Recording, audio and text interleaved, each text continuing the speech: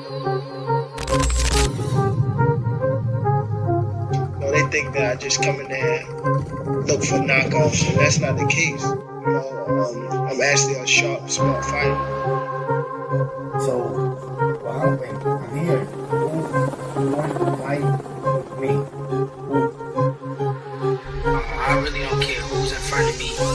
I don't feel like no fighter can beat me.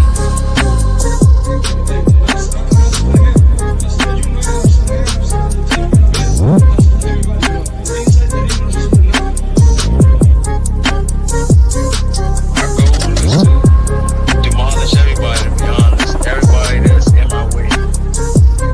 The pinnacle to any weight division is to have all of the belts, all of the titles.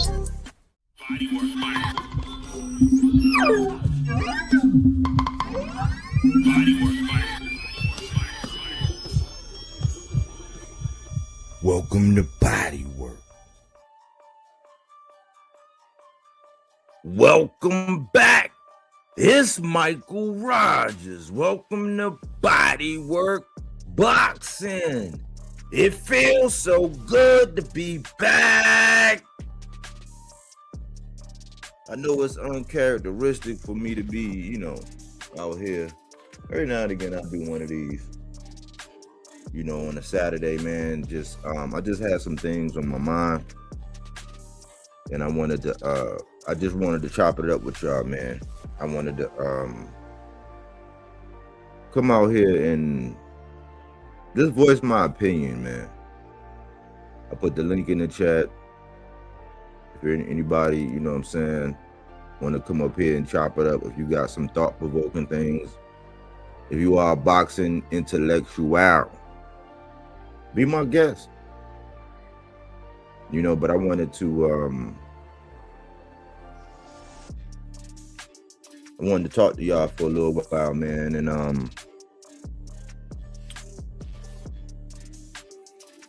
just do a semi state of boxing, but really just clarify a couple things.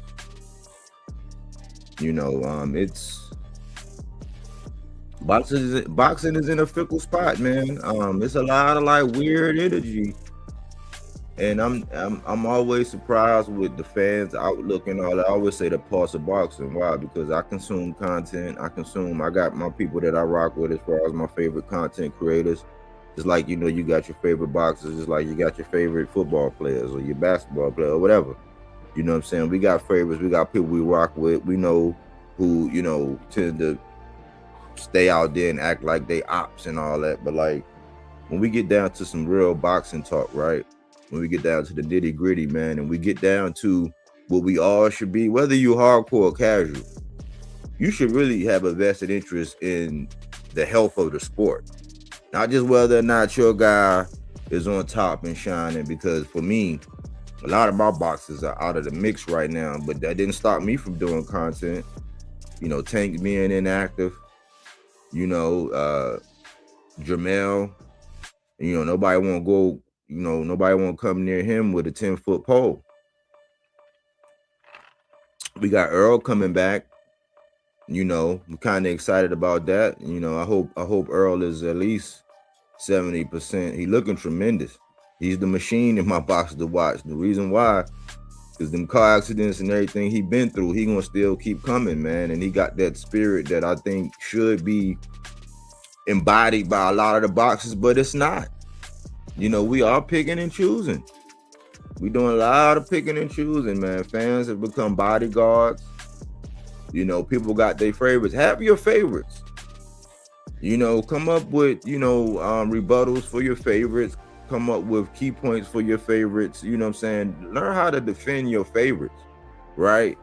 But I'm seeing that a lot of people in that Earl Spence fashion, because that's who I attribute to keep the same energy. Earl was one of the ones that really put that saying up, like, keep that same energy. Earl was one of the first ones, and I don't think it's a few boxers, young boxers, that we got to look at, but like these narratives that's out here, the things that the extent to which people are willing to go, the things that people are willing to say to get in the way of fights, protect the. I'm like, man, I see people online that's been caping for certain fighters for years now. It's like, at least let your narratives evolve into something. We still stuck on some simple narratives out here. Fans, surprisingly, it's like fans, depending on who they're talking about and which boxer, they figure out a reason why a boxer shouldn't fight all these guys. We trying to figure out why they should. Maybe we want to go into the motivation or why maybe we might have an argument to where, hey, I think this guy, he should fight this guy as opposed to this guy. Yeah, you can do that, but like, have some logic, have some sound reasoning. Put my light on. Have some logic and some sound reason as to why or why not you want your fighter to move that way. Because really, I don't really think people be thinking, man, before they open up their mouth when they come out here and they say certain things. I think that when you start hearing yourself out loud and you start hearing the certain things, or if a casual was listening to you on the outside, would they be saying that you're trying to help the sport, or are you hurting the sport, or are you just trying to get your guy the most money? Like, you getting some of that money. I've never understood that. We're not getting none of that money. I know there's content creators to where when their people are up, like all of the Deontay Wilder people, when they up, yeah, they doing, videos and all that. When Spencer's back, people doing videos and giving. When Tank is back, pretty much all the haters get paid. They love to hate on this man, but they don't give him the respect, because when he's out and about, when he's outside, for real, when he's not caught up in litigation or got nothing, going on, they get paid. The haters get paid, but they don't respect the man to the capacity of which that, he put a lot of food on the table, regardless whether he's selling out, doing whatever. But like, standards be different, when it comes to him. But like, I noticed that when certain people was in, powerful positions, like when Earl was in the position, when Jamel was in the position, when Tank was in the position, even though I still think Tank is still in position, because he just inactive right now. He got whatever, you got to clear that stuff up, whatever, and get back to it. That's why I don't focus really on it. I'm waiting, for what's going to happen. But when they were in certain positions, they were held at a regard, at a standard, or there were expectations for these guys that were now, I guess it's kind of been a makeshift power shift in the sport.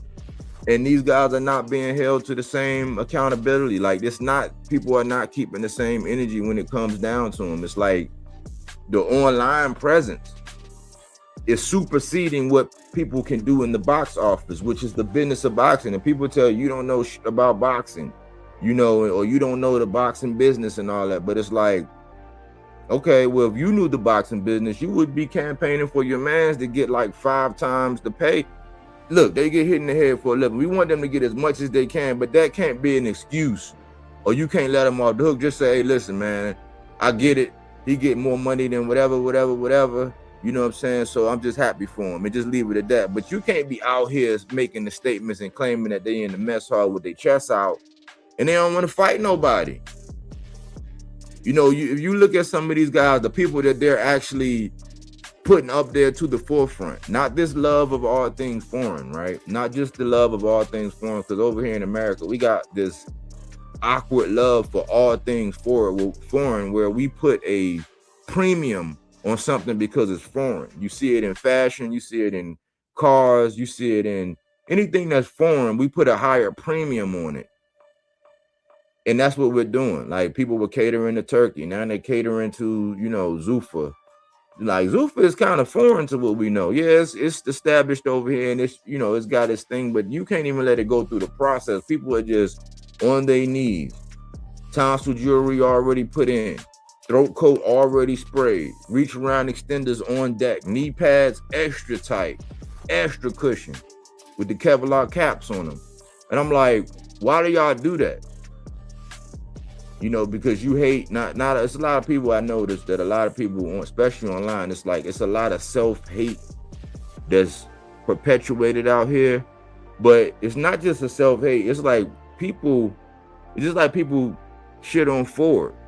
They say, oh, that's fix or repair daily. But if you drive a Ford, you know how to rely. One of my favorite vehicles At one point in time was my Ford Explorer when I had it. I didn't know it was gonna be that, but when I drove that, that was my favorite vehicle that I've had.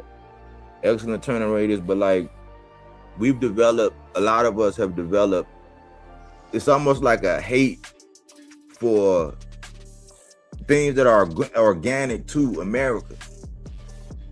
Like I talk about fighters that look like me, that come from the same demographic like me and all that, and I am critical of them because I'm talking about the sport, right? But I'll never get out here and be like, I'm picking this guy just because he looks like me. It's like, that's some of the dumb, and I've seen somebody that looked like me justifying why somebody on another channel, on another panel, always picks the Puerto Rican guy. And he's like, man, we can't do that when we out here picking people just because they look like us. And I'm like, that's the dumbest shit in the world. That's the dumbest shit in the world. Like, especially in boxing, where it don't matter how you look. It don't really matter where you from. It matters if you studied your opponent, if you were prepared for the assignment, if you didn't crack, crumble, if you weren't resilient, if your skills wasn't in order when you got in that ring. You could be blue, green, purple. You get in that ring, you know, judgment shall be rendered by these. And if it go to the decision, yeah, it's gonna go to the judges. But like picking based on the fact that, oh yeah, we wear the same flag. Certain cultures can get away with that. You notice that? Certain cultures can get away with that. You come out there with a Puerto Rican flag, you can be all things Puerto Rican. Nobody ever gonna check you, even though the logic behind why you're making your pick, you can't explain it. It's just a blind loyalty. Like in boxing, it's like, yeah, you want people that look like you to succeed and get all the money they can, but like you cannot condone the BS that they're doing. So I want to nip that in the bud. When you hear somebody, especially a bold content creator, who's going to come out there and put everybody on the scales and they're going to measure them accordingly, just like they do everybody else. The dumbest thing in the world is, oh, you just hate the bliggity black man. You just hate, oh man, you just, it's like, no, you're evaluating everybody. You know what I'm saying? You're evaluating everybody on the same accord. We want to know the length, the depth, the breadth, the width, the buoyancy, the capacity, the volume of all of them. The integral structure of them all. We don't just pick and choose. Oh yeah, I'm from Omaha, so I'm just rocking all things, and say some of the dumbest thing. Oh well, I'm from, yeah, you know, I'm from the town, so I'm getting down. That's the dumbest shit in the world. Oh yeah, man, I got all the matchroom fighters over the top ring fight. That's the dumbest shit in the world. I implore you to use your critical thinking skills to think about it like this. Like, gang culture has totally infused itself into boxing. It's no longer about who can get in the ring and put down the ones and the twos and who got the best skills and, you know what I'm saying, who's, you know, moving the right way and really seeking all of the smoke. Because now you can just get out there and say, I want to fight this person. And you get all the benefit of the doubt. I'm tired of giving people benefit of the doubt. I'm tired of going by what they said. You know what I'm saying? What they tweeted. I'm tired of going by that. We got to start looking at their actions. And so really, I wanted to come out here and just, you know, that's my little opening rant, shall I say, you know. But I'm looking for some contributions today, man. I'm looking for some good, engaging dialogue. I'm looking for some mental stimulation geared around boxing talk. You know, I play chess. You know, I've been playing like shit, 7, 8, 9 games a day. You know what I'm saying? I've been playing my chess, and normally when I do that in life, it's like because I'm working on something and it helps me to map out the thing that I'm doing in life. You know, we got a lot of, you know, nice business ventures going on, you know, in my household where we're trying to level up. You know, we're taking the steps. We're taking the steps. Ain't nobody holding our hands and doing this and all of that. You know what I'm saying? We got 2 businesses that we're trying to grow, you know, and it's a process, but I'm enjoying the process. It's much like these guys when they don't, you know, before camp, when they already working out. They already, you know, doing the exercise. They're already watching what they eat. So, you know, they stand ready so they won't have to get ready. You know, and that's what we're doing. And it's a process. It's a process that I'm, you know, enjoying. But like, man, a lot of us out here, man, we condoning some bullshit when it comes to boxing, man. We not being right and exact. You know, we catering to this concept that I always say, he who controls the printed page controls the thinking of this age. You're letting boxing writers and content creators and people who, you notice how all these, like, it's like all these square ass dudes getting all these interviews where they're picking them and they don't even care to know the history. They don't even care to know what was the results of this fight or that fight or what this guy record. They're just getting, you see how these people are getting handpicked and put in position with some of our favorite fighters to ask these questions. You see how they're being picked and put in front of you to do that. Whereas people that eat, sleep, and breathe boxing, that know this shit like the back of your head, that will cook the shit out of you if you come up here talking that bullshit. And they not getting a shot. Nobody's saying, everybody overlooking and acting like, they don't see them or whatever. It's like, man, boxing is weird. We are letting people infiltrate our sport. So just because it comes across your screen and somebody put a nice thumbnail up on it and it got a nice caption on it, you know what I'm saying? And that don't mean it's right and exact. We got to measure it. We got to go back to the back in the day, like way back in the day before our time, when they wondered, like, where you could say less and mean more. Why? Because people were more deeper. They weren't so surface level. They would measure everything. Everything had to be right and exact. If not, they wasn't. Everything had to be pristine. Everything had to be damn near perfect, even though nothing is totally perfect. You might get the semblance of it, but like, we have gotten away with it. It's like, oh yeah, okay, I'm with that. I'm riding with that. Like, we quick to co-sign. Like, hold on. Let's be just as critical in this boxing scene, that we are in our regular lives. But we, you ain't going down that dark alley. You like, hold on, what time is it? I got my strap. Hold on, no, I'm not going out there. I don't got my strap. Who's over there? What's going on? Like, we more critical in real life than we are in boxing. We just take everybody's word for it because somebody tickle your fancies or you like their charisma or whatever. You just ride with whatever they say. It's like, you don't do that in life. You got people that got relationships, that got best friends that are telling them. Do you question everything your best friend say? It's husbands and wives. Is married people that question everything that they. But in boxing, you just blindly go with whatever somebody's saying because you like their charisma. They made you giggle a couple times. Or because they always get in the interviews. You just blindly just open your mouth and say for them. These things should not be so. We're not going to do it. We can't sell out. If you look at my arm, this right here, this says not for sale. That's what that say. It's just like this, just like my Eagles tattoo. That's there. It ain't going nowhere. This angel, this black angel right here, I got them on. It ain't going nowhere. These hands rolling these dice. This ain't going nowhere. This right here, this not for sale. This ain't going nowhere. This say not for sale. So if I ever wear shorts and I extend myself, you gonna read that and say I'm not for sale. I'm not for sale. They be saying everybody got a price. No, they don't. Some people just gonna gonna ride with what we got. We gonna get it out. We gonna continue to get it out the mud. We gonna make our strides in life that we need. But we not doing nothing strange for a piece of change. And we not gonna say anything just to get some praise. We gonna give you that hard, tough, Tony.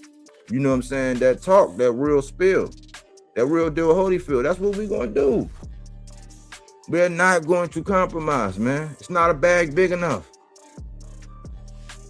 You know what I'm saying? It's not enough of that out here. So that's just my opening thoughts on everything.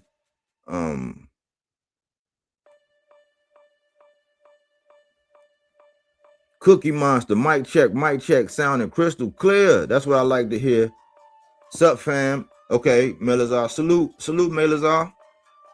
Yeah, let's chop it up, man. I want some interesting dialogue, man. I want some critical thinkers, man. I want some people down, you know, you ain't gotta agree with me.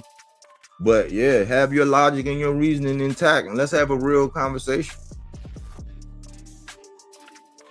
But before Malazar get up here and, you know what I'm saying, and before he click, let me go ahead and get into the housekeeping and address that, you know what I'm saying, so I can get through that and we can really just cook on the subject matter at hand. All right. And I appreciate everybody, man. I appreciate everybody in here. Let me get to this housekeeping. And I don't be in front of them. I don't be in front of the camera all the time because I want you to focus more on what I'm saying and what the conversation is more so than what I look like. And if I got a booger in my nose, you know what I'm saying? I want y'all focused on what I'm saying. I think if I could do it all over again, I would have had a faceless channel where you never see me. You know, that way, as I grew, it wouldn't be based on, oh man, how was hairline today? Did he shape his mustache? Is his nose hair sticking out? Oh, he got hair growing out of there. Oh, he got another gray hair. Everything but what matters. You know what I'm saying? If I could do it all over again, I start all over again, I would have a faceless channel. But let's get into this. Let's get into the housekeeping.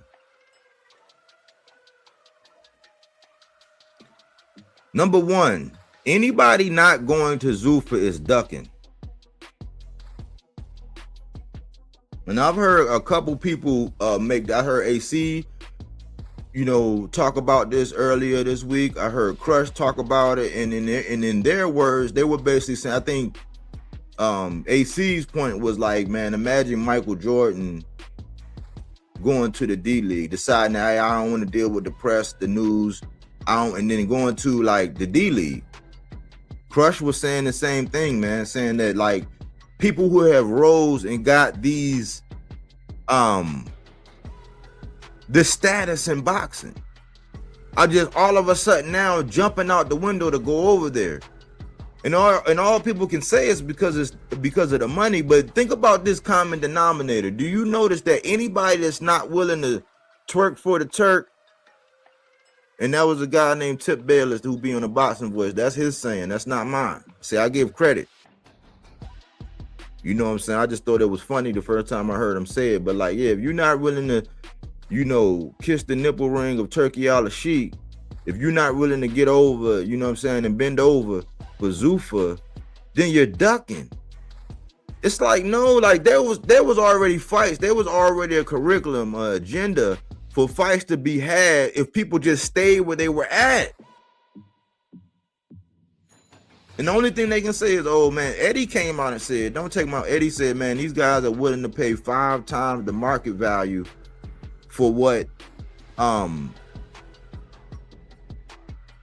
they willing to pay 5 times. I see you, man, I got you in the background. I'm just gonna get through this housekeeping real quick. But they're willing to pay 5 times the market value right now. And that's what happened with Turkey. We give them credit because we saw some fights that we didn't know we really wanted. We got undisputed. We got a couple different undisputeds because of it. But like this thing where he's making the biggest, baddest fights and all that, it's like, yeah, he made some big fights. But to say that was his agenda, that was his MO, and that's all he did, that's not right and exact. He gave us some fights. It was some fights that we saw that was like, we didn't know we wanted to see it like that, and it turned out to be good. But like, he was like, I always go back and ask, okay, well, why didn't we get the Virgil versus Boots? Because he didn't want it. Why didn't we get Bivol versus Benavidez the first time? Because he told Bivol, don't bite the hand that feeds you. And we didn't get it. You know, remember when Benavidez was supposed to get the winner? So Benavidez was on this track to where he was like, okay, look, I'm gonna move up and fight Zerto, because he went up to light heavy. Then he finally had got Anthony Yard. He said, look, I'm gonna go up against Zerto. Once I take them 2 straps, I'm gonna go see Jao Bataya. All Jao Bataya had to do, he could have stayed where he was at, defended his title, you know what I'm saying, stayed busy, stayed where he at, and we would be getting a fight with Benavidez and Jao Bataya. You talking about talent versus talent, skill versus skill, 2 big fish in a small pond, really getting it on. And money, they would have got paid a king's ransom. But Jal Batai decides to go over there and mess with Zuffa, and now Benavidez is ducking. We just seen one of my guys, Richardson Hitchens. We just seen him duck Duarte. Duarte go in there and get beat up by Fiera and get a decision, a whack ass decision. How did that age? But I can't say, people say, "Oh man," and you hear Richard, man, I went from pinching pennies to I'm a millionaire now. It's like, okay, cool, get your money, little duffel bag boy. That's not what we're hating on. Pure boxing fans are saying, no, you ducked Duarte, bro. You dropped your strap. You could have defended against Duarte, bro. And then we thought you were sick. We gave you the benefit of the doubt, and you came out and said, "No, I wasn't sick. It was the money, man." And then you go over to Zuffa. So anybody you fight, if they're not of the caliber of Duarte or better, because just because they line you up and they're gonna put the media out there and they're gonna say, "Oh man, this dude, man, he's very dangerous. He's this and this," and he might be. But we gotta wait and see. But we don't know who you're gonna fight. There was nothing etched in stone, and it's all this mystery. But people are going over to Zuffa Island for the unknown, and anybody in the conversation with them is being called a duck. It's like, hold on. If you decide to go down to the D leagues, right? And I'm in the NBA, I'm in Major League Basketball.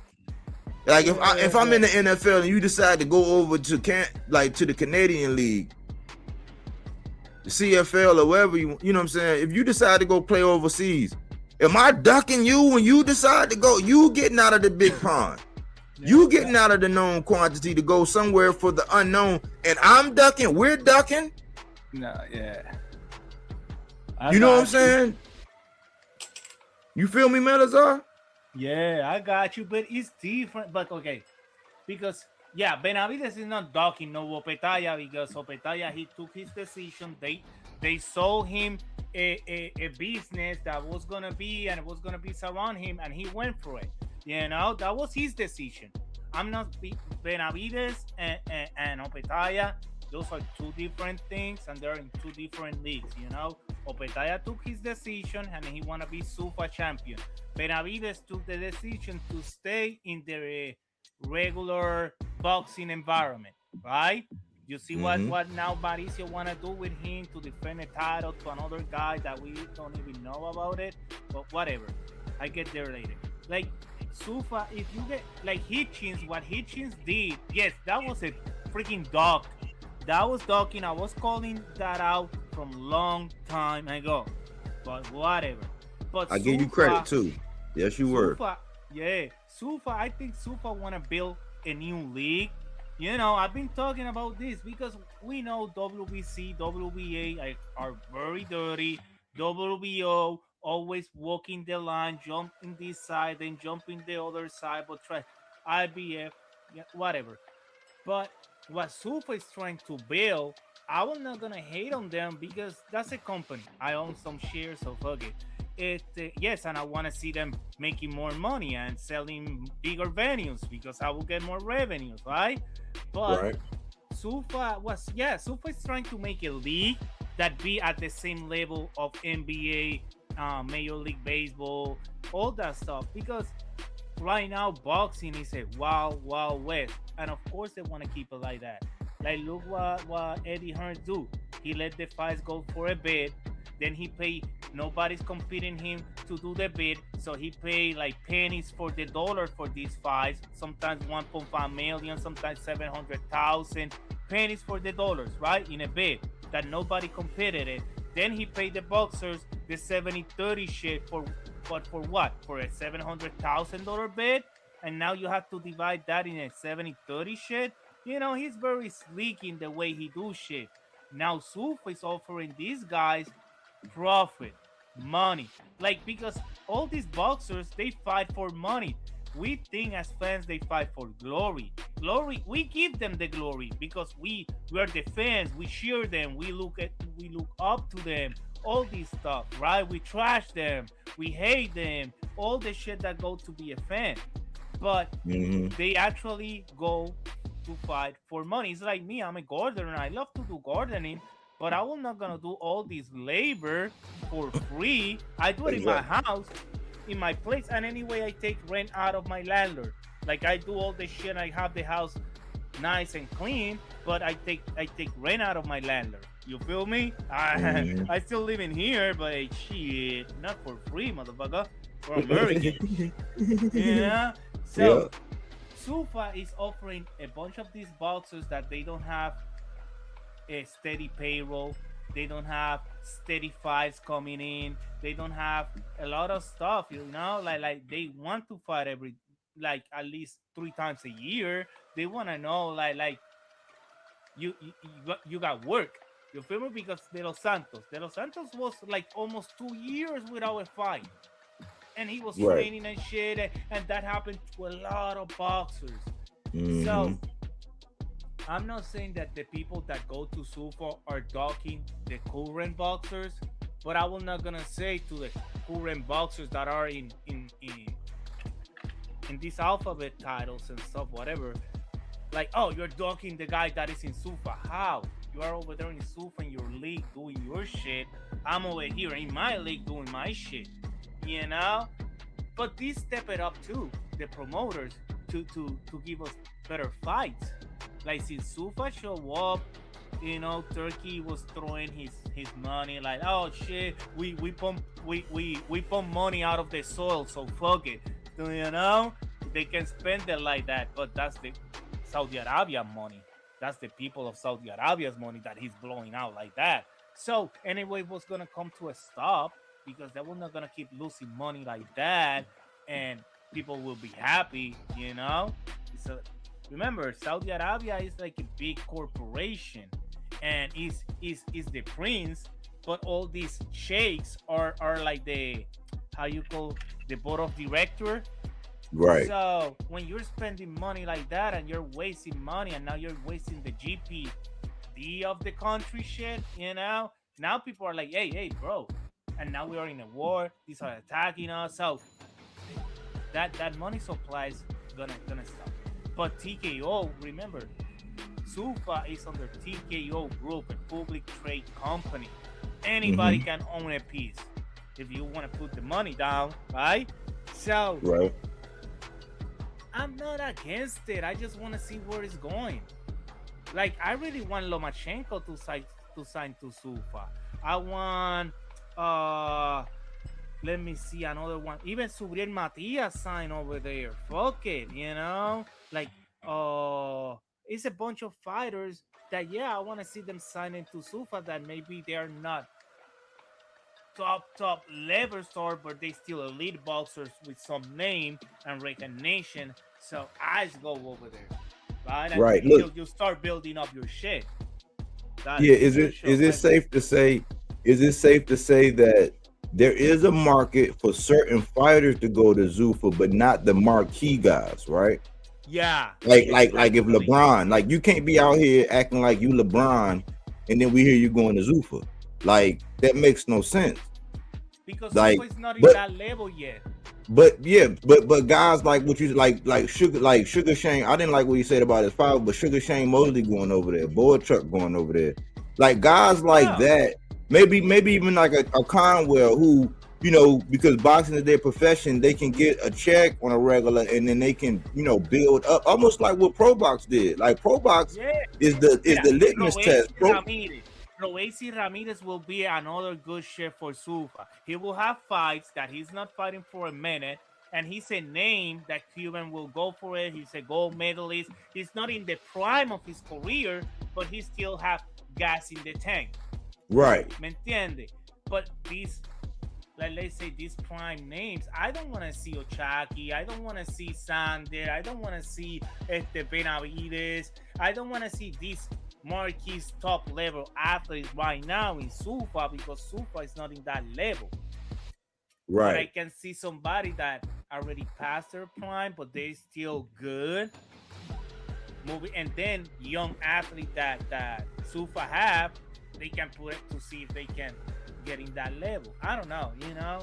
Right. But you got But you do have the Pro Box, and I think Pro Box has been doing a good job at it because people Yes, scoffed at it. yes, But I love their motto. I love, and they give people. This is one of the secret sauces, and this is where Zuffa is failing too. Because I'm not. At first, I said I wanted to fail. It's like anybody that open American business. Hey, if you run your business right and you're doing right by the people that you're paying, and you're not, pretty much being a con artist. Okay, cool. I wish you much success, but like Demetrius Andre might do well over there at this point in time. So he can yes, get, he can feed his family, build up his cachet the same way Pro Box. Because people that went down to Pro Box, just like gladiator style, to where they give you 6 weeks of preparation. That's the difference. See, Pro Box giving you 6 weeks of preparation. They're not giving you these short notice fights to where you just fought 3 weeks ago and now you out here, and then people like, if you beat this guy, you can be at the top of Mount Kilimanjaro beating on your chest. Like, no. There is a market for certain fighters to go over to Zuffa, just like there is a market for certain fighters to go over to Pro Box. But Pro Box is gladiator zone. You might get your ass knocked out, but then if you have success, you can come back up. And now when you come back up, a la Angelo Leo, a la Lamont Roach, like Lester Martinez, until Tiger stopped his momentum, the last guy Tiger fought. But then Tiger, everybody respect Tiger now, and Tiger is a name because he defeat Nikos Flas, because Right. we knew, everybody that watched Nico Flas know what Tiger Johnson did and who he defeat. This is not a bomb. This is not a tomato can. This is a freaking good ass boxer that was coming up. So that's the good shit about Pro Box and that level. But if you was high and now you go to Pro Box, you're gonna lose. That Pro Box is like if you're starting or you're like a gatekeeper, stuff like that. It's like it's like this, Melazar. I believe this. So we can transition into number 2 and we can get into the cook. But like, I believe this. Zuffa is like Pro Box, but they're like 2 years. They like 2 years behind, and they like the purses are on steroids. You know what I'm saying? Like, to where, like that's what it is. It's just like, so if you scoffing at Pro Box is established. Pro Box. This a Blair Flair once said, "Hey man, yeah, you can go down there, but like this, like gladiator school. Like you gonna go down there, and if you ain't right, you're gonna get found out. But like, it's like Pro Box just starting out. They can give you a short notice fight, and they got the UBO and all that shit behind them, and then their purses are on steroids. It's like you don't know what you're gonna get, and everybody that they sign, they gotta sign an opponent, and they're not gonna sign a marquee name, and then they're not gonna sign King Kong and then go sign Godzilla to go fight King Kong over there. They're not. Like Jao Batar versus Brandon Glanton was a perfect example. You know what I'm saying? It's a perfect example. Like Brandon Glanton wasn't Godzilla, even though Jao Batar was looking like King Kong. But they're like Pro Box, 2 years behind with a purse that's on steroids. So if you scoff at Pro Box, you got to scoff at Zuffa, and you got to question why are marquee guys like the Michael Jordans, the Carmelo Anthony's, the LeBrons, why are they going over to Zuffa right now when you can get the same thing in the traditional market? The way it's been, it's like, no, certain people are going over there to duck. So I'll land right there on that point. Zuffa is they got like the guys that work for Zuffa, right? They're selling this shit to these young boxers, like this promised land, like this green in the other side of the fence. They're selling this big company. Like, I don't know if it's gonna come up or not, right? Like Pro Box did that to Najee Lopez. That's why he signed up with them, because they had a plan, and they showed him the plan that they got, their vision, and he say he's coming up. I believe, you know what?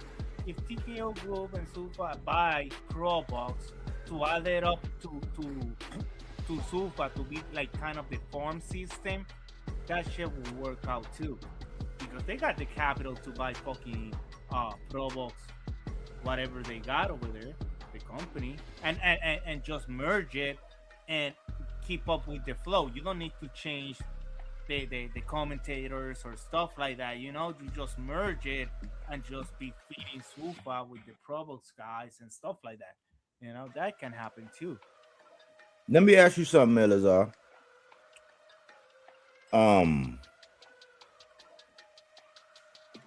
Like from your experience, right, looking at David Benavidez and how he moved, have you ever known David Benavidez to duck anybody? Hell no. Okay. I just want to make sure, man. I just want to make sure because it's odd that now all of a sudden it's all these networks and all these outlets saying, you know, talking about how David Benavidez is ducking, and I'm like, that's not. He hasn't shown anything Ducking like who? that. Ducking who? Like Ja, they saying he ducking Ja. Like there's a consummate, concerted effort to make it look like David Benavidez is ducking Ja. I'm like, by definition, he can't be ducking. And what y'all got to offer to Benavidez to make it fight? What he got? He got a title. He got like what you got? What you got to offer me that to fight you, my career gonna get elevated, or we gonna sell out a freaking stadium in Las Vegas, MGM Grand, AT&T Arena? Are we gonna sell the whole the AT&T Arena or the T-Mobile Arena? My bad. We're gonna sell out that one. Fighting you? No. You got a title? No. So what the fuck are you talking about docking you? You are nobody anyway. You got a good name, but you got nothing to offer. What the fuck? Yeah. So let me transition to number two. I try to be honest in this manner to where I don't come out and do videos about Tank every day, even though people know I'm a huge Tank fan. I don't agree with everything. And even when the Lamont fight, I came out and said, hey man, by definition, Lamont won. So I'm not biased in that manner. I'm not gonna be all things Baltimore, because even when Jahad Tucker fought Lorenzo Simpson, I was saying no, I got Jahad, and I listed my reason. I was like, man, I think Lorenzo is going through a fat cat, and I love Lorenzo. I love the story. I'll be watching him on IG. I do all that, but I'm not just going to be like how people just be because they from New Jersey. They all things New Jersey, and New Jersey can't do no wrong, and they don't never. People from New Jersey don't never do nothing wrong in their book, but because they're based in New Jersey, everybody that comes out of there is just like people from Philly. They do the same thing. Me living in Baltimore, being from PG County, Maryland. Like, I don't do that. I go out of my way not to do that because that's like, no, I don't want to be like them. So I say that to say this. There was a guy, I think he was like 34-0 with like 31 knockouts or something. And they was like, Sean Zattel interviewed this guy one time and he was saying, yeah, I want Tank and I'll knock him out. Nobody knows shit about this dude. They didn't know. And they was like, yeah, he got to fight him and all this. And then anybody that said Tank name, if Tank didn't entertain them or send him an offer or do whatever at the status that he was, well, he was the money man and he's the knockout man, 93.33%. You can't argue with that. That's the same praise that he was giving Berturbiev. That was the same praise at one time that he was giving people like bum-ass Berlanga at one time, to where it's like you can't, and then the level of competition and the people that went on to do big things after him, you cannot deny that. But it's funny how if Tank didn't entertain them or Tank didn't say, oh yeah, I'll fight him next or I'm open to that, he was automatically ducking. But anybody that says Devin's name is automatically clout chasing. And I'm like, hold on, keep the same energy. Like when you are in that peg, and let's just say, let's remove Tank from the conversation. Let's just say he's inactive and he got some legal stuff going on and we don't know. So that's how I've been treating. I'm like, look, man, I'm not including him in a lot of things because right now it's irrelevant. Boxing moves on. Like, yes, he's still a name. Yes, he's still that guy. Yes, we know his skills. He's on a hiatus right now. Leave him out. So when you put your guy in that same slot, let's keep the same energy. So everybody that says Devin's name is not clout chasing. If they weren't clout chasing with a bump in that guy that I was telling you about that was like 34-0 or some crazy shit, I think he might have got up to 40 victories with like 30 something knockouts. Like nobody, like, we don't know who he was match made with. We don't know who he was fighting. He got to that status as far as a record wise, but we know, okay, we gotta examine your resume. I didn't know nobody on this dude's resume. He went over there to TCL where they fight round by round, where you know, it's pretty much tag where you fight this guy one round, and if you make it, you might have to fight him later in the round. He went over there and got his ass dropped twice in one round. Got his shit busted up in one round. But it ain't the same when it comes down to certain fighters. So like anybody that just says Devin because he's in the position that he's in, anybody that say Shakur because he's in the position that he's in, it's not clout chasing if their actions and the things that they've done in boxing like is on a trajectory to lead them to that. See, anybody can come in and say, oh, I want Tank next. It's like everybody say, oh yeah, that's what you're supposed to say. But when people say, oh, I want to fight Devin, like Tiger Johnson with the history they got, oh, I want to fight Devin. Oh, man, you clout chaser. Like Oshaki with Shakur. Oh, man, you clout chaser. It's like, it's not a clout chase when your trajectory is leading and your behavior is leading you to a fight in that magnitude. It can't be different for Tank where any and everybody can say his name. Even when Oshaki won, he said, listen, I want Shakur because I beat his little man and he gave me his word. If I can't get Shakur, then Navarrete would be cool, or unification with Kakase would be good. And then they said, well, what about Tank? They said, well, what about Tank? Oh, I would love that fight. Then it's publicized, oh, Oshaki calls out Tank. That's not what happened. But nobody can say they want to fight Devin, and nobody can say they want to fight Shakur without it being labeled a clout chase. What you think about that? Well, yeah, Tiger Johnson and Devin can be a good fight if you don't find nobody else. Like Oshaki, we are the one. Like because I understand like some people want to watch Shakur versus Oshaki and shit, but we're the one out there like, nah, we want fucking Oshaki beat the shit out of Navarrete, and we see that. Yeah, Shakur shit and whatever, but the other side, like all the Spanish speaking boxing fans and all this stuff, like now we don't even give a damn about the Shakur and Oshaki. We already been lost. Like, what these guys want to fight? They're freaking weight a class apart, right? Like, we want to see Oshaki versus not, because most of us believe that Oshaki can beat Navarrete because we know Navarrete is a weight bully, right? And Oshaki got the abilities to beat him up in his own game and stuff. Like he got all the skills. Like, and some people think that he don't got power. It's just he don't need the power because he gonna make sure he gonna punish you and you don't touch him and shit, you know. And he like, and if he needs the power, he can knock people out. But what the fuck are gonna knock you out when I'm schooling you, right? Like, some people like his fight. Some people. But let me ask you this. Let me ask you this, Melizar. Haney, like when Haney don't have his fight schedule, he's cloud chasing all these fights, making fights that, like, what the fuck, Keyshawn, bro, you just got to 147 and you've been irresponsible and cannot you don't make the weight because you cannot do the weight. You don't beat the weight because you was irresponsible in the camp and you believe your talent is the only shit that you need to beat this guy. And was always like, but that's the reason Volkman kicked him and his brothers out of his freaking gym. He don't choose to go. No, Volkman kicked them out because they're irresponsible. They don't want to put the work. They think their talent is the only shit they need, right? So I see freaking Keyshawn versus Haney. I see that a cloud chasing from the freaking Haneys and stuff. Like, they're just calling names and making lists and all these bullshits just to stay relevant. Because actually nobody fucking care about a fight of freaking Haney. You know? We gonna cook on that, but let me ask you this. Would you say that based on the history between Shakur and the chain of events that we just happened, would you say that Oshaki is clout chasing Shakur because he's saying he want to fight him? Not clout. Exactly. That's what I'm saying. That's what I'm saying. It's not like we're lost. Like What the fuck, Shakur? Are you fucking talking shit to this guy that is 2 weight class lower than you? And why you're entertaining even this shit? And then we're like, Ochaki, why you care about this fucking fool?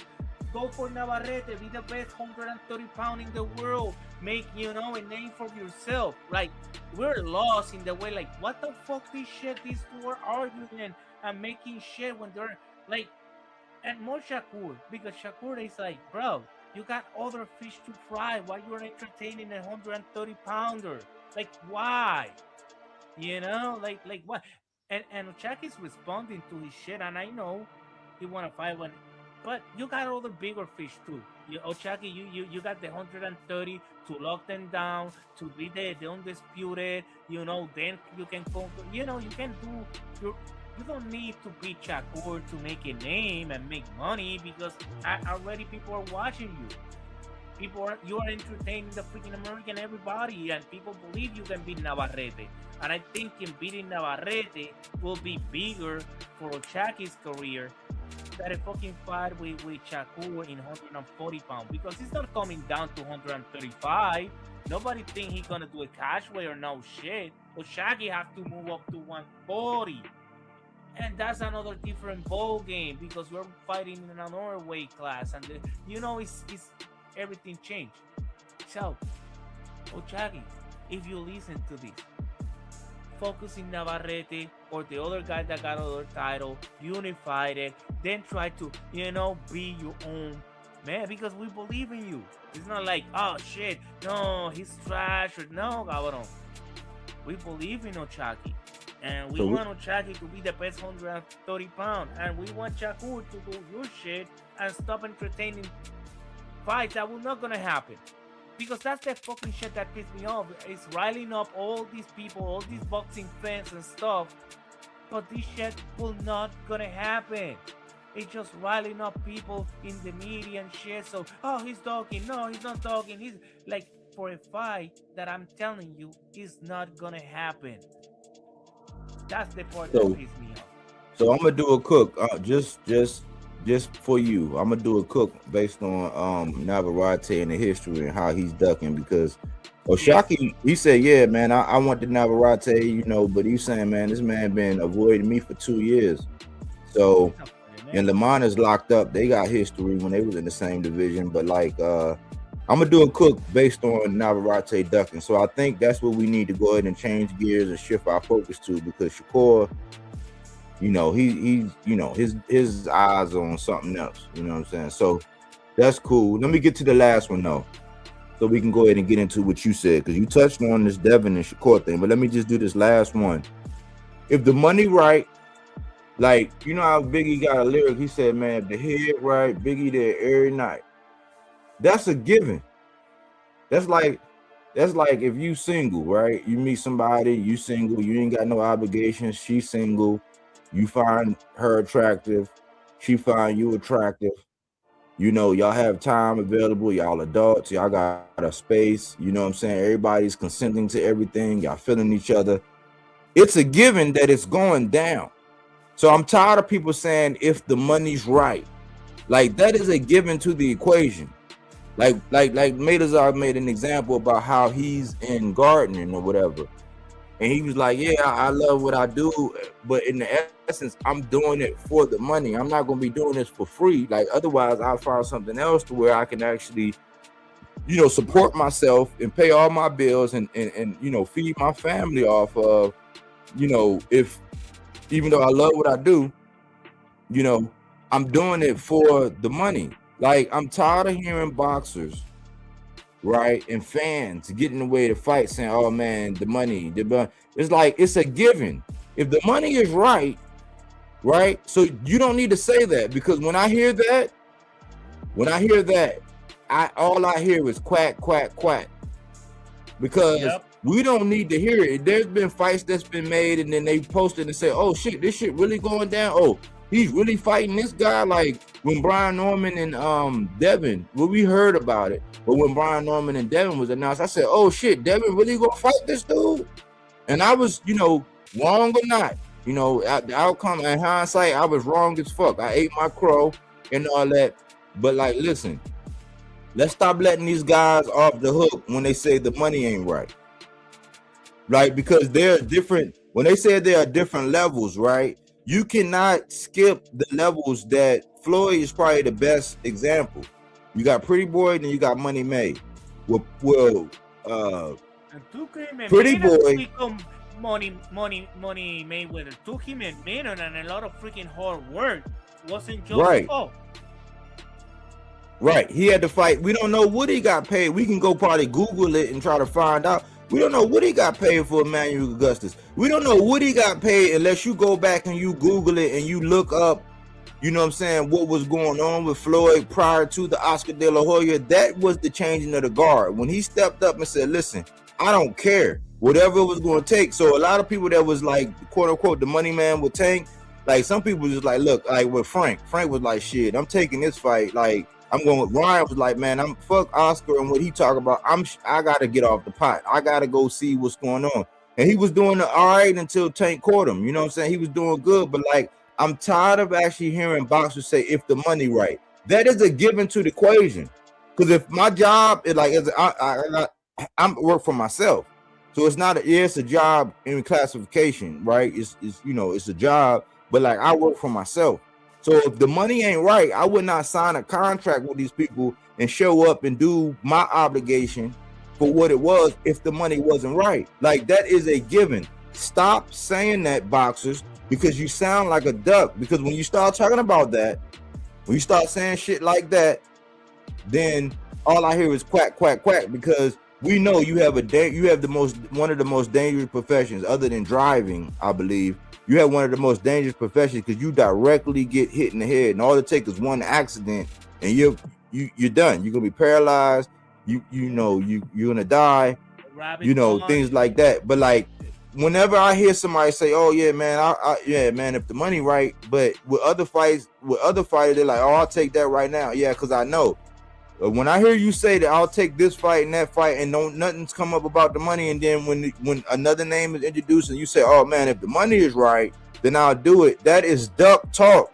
That is a given for your profession. The money has to be right for the fight to take place. That is not something for you to do. And I know the Haneys, they are famous for this. They want to always put the money or some aspect of that to get people going, bickering back and forth. That ain't none of our business. That shit should be behind closed doors. Some of the biggest fights have been made, and we never knew nothing about the negotiations. Yeah, we didn't know. What the fuck? We don't care. My problem. I want to see the fight. Yeah, so that's the last one, man. Whereas I'm like, man, the minute you hear a boxer say if the money right, then yeah, we can do it. We can get it on. That's just, you sound like, man, you don't really want to fight, and if you can't, rake these guys over the coal or make these guys overextend themselves, then you're not going to take the fight. Well, you got to gauge what level you're at, because you got to look at, let's go back. This is the litmus test. Go back and look at Floyd, and then we got to add in a little bit of inflation. But go back and look at Floyd and everybody who he fought prior to Oscar De La Hoya, and then look and see if he was ever saying, oh, if the money was right. It's like, no, he knew he had to work up, and when that Oscar opportunity came, I think he took like an 80-20 or some split that was way more favorable to Oscar, but Oscar was the golden boy.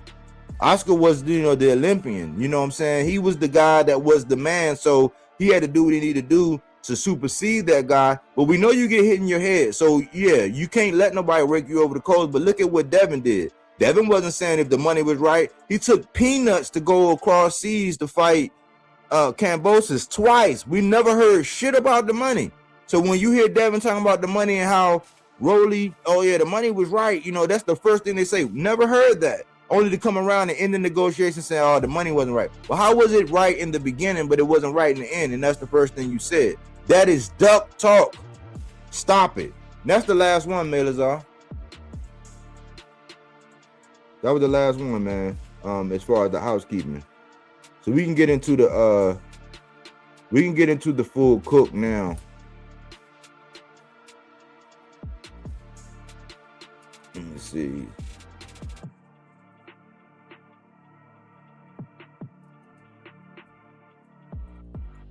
Salute, Miss Coleman. Good to see you. I hadn't seen you in a minute, man. Like, sometimes I be in my head, I be like, man, did I say something to offend this person? I'm gonna keep saying what I say. You know what I'm saying? Because I know after I made a post, somebody unsubscribed, and I'm like, well, you wasn't meant to be here. But it's good to see you, Miss Coleman. I know people have their lives and life be lifing, but good to see you, man. Thanks for your support. But like, let's transition into the cook.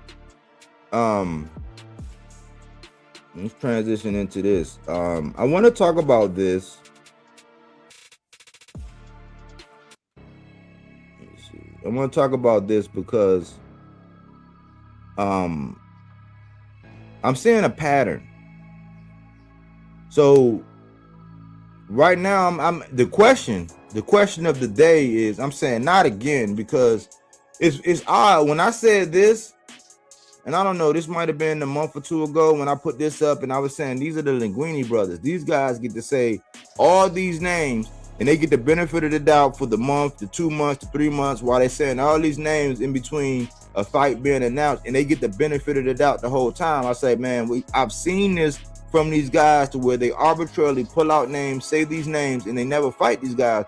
That's the Linguini method, where like pasta, you know, when spaghetti is done, you could throw it up across the fridge. If it sticks, then it's done. If it fall off, then it need to cook a little bit longer. Well, these guys are pros at the Linguini method. And I'm saying, hold on, y'all are putting up all these names. Keyshawn was #1 in the WBO for Shakur, but we knew that they was never going to fight. I'm past asking them to fight because there will be no aggression. There'll be no I'm trying to hurt you in that fight. So I'm past asking for Keyshawn versus Shakur. That's why I put out that they're Batman and Robin. They're Wily Kid and Wily Cat. You know what I'm saying? They are never going to fight. So I'm past that. But I was saying, hold on. How come Devin calling all these names? You calling all these names? You saying you going to 47, but y'all won't fight each other. And look down at the bottom and say, won't fight each other. So when I was saying it, it's like, oh, man, here you go. You just want to blah, blah, blah. It's like, no, I was trying to make a big fight. Now we come full circle to where we're seeing and hearing this now. But I'm like, what's the motivation for this now? Because I came up with this. I said, this was almost like 50 Cent, that magazine cover when he was on the cover with Soulja Boy, and Shakur's acting like 50 Cent and Keyshawn acting like Soulja Boy, to where he's under the tutelage of 50. And I'm thinking, look at what I said. How was the conversation? How did you arbitrarily choose De Los Santos? Because people wanted to see the rematch with Shakur and De Los Santos. How did you get Jermaine Ortiz? Because Jermaine Ortiz had a signed contract with Shakur name on it, and they didn't for it. Even though Jermaine Ortiz was able to get T.O., Jermaine Ortiz was able to get Loma. Yeah, fuck you know what I'm saying? And then we just seen where Shakur got T.O. So if he had a signed contract, he never got that fight, but that was really your smoke. How the fuck did Keyshawn want to fight him? And then I put up Dev there because that fight with De Los Santos didn't happen. And I put up Dev there saying, listen, that's Shakur's work. Remember when Shakur got in the ring, he had that gay ass Dennis Rodman shirt on? You know what I'm saying? He got in the ring and all this, whatever, and everybody got worked up about it. That's your work. So when I was saying Linguini bros, and why y'all just won't fight each other since y'all saying all these names and Keyshawn want to go up, people was ridiculing me, saying, oh man, here you go again, here you go, putting up, you know, this, he just wanted to see Devin get beaten, all this. But here we go again, right here, not now. And it's like, well, how come now? How come now? What's the motive? I'm not getting the way to fight. I want to fight. Remember, I put up Linguini bros saying, y'all won't fight, just fight each other. That'll solve everything. Nobody's going to be, you know, protesting that fight. Fight each other, goddammit. But now, all of a sudden, Keyshawn saying, you next light skin. And I'm wondering, how much of this is Shakur making Keyshawn another crash dummy, just like we just saw Lil Ray be a crash dummy for Oshaki. Oh, you light skin and shit, like like your skin color gonna give you some power. Oh, if I'm darker than you, that means I'm stronger than you. No, motherfucker. It's not even in the skin color. The skin color has to do shit. Look, Dalton Smith with Surel Matias. There is a lot of examples. I don't have to bring all of them and shit. Fuck that stuff. But you feel me? Like, motherfucker, stop with that shit, because you're riling people in the wrong. We don't need to keep making and more. We make more Americans, more fucking race bullshit. Like, bro, like, yes, you know what? Devin and Roddy, that can be a fucking good main event, and Devin fuck it up that one, and that's a fucking huge dog. And I see him cloud chasing the name of Keyshawn, the name of Shakur, the name of because they're names right now. They're names, and fuck it, people can like it or don't like it. I don't care, but they're names. So you're cloud chasing these names. You and Kishan is so full. I really like his boxing. I like it in the ring. What he was doing when he was with Top Rank and Bomac. But bro, what he have become, and now you're gonna why you gonna go to 47? Yeah, yeah.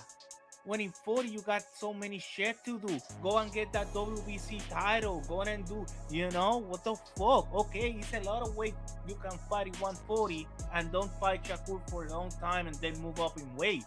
But at least do something because the last shit you did, you missed weight. Like what you did in 135. So that shit don't count. And it's looking bad, and I like his boxing. I like his boxing skill. I like his knockdown. I like how he moves. How he's not just boxing in the back foot. He move forward. He attack. He do all kind of shit. I like his boxing abilities. Don't get me wrong.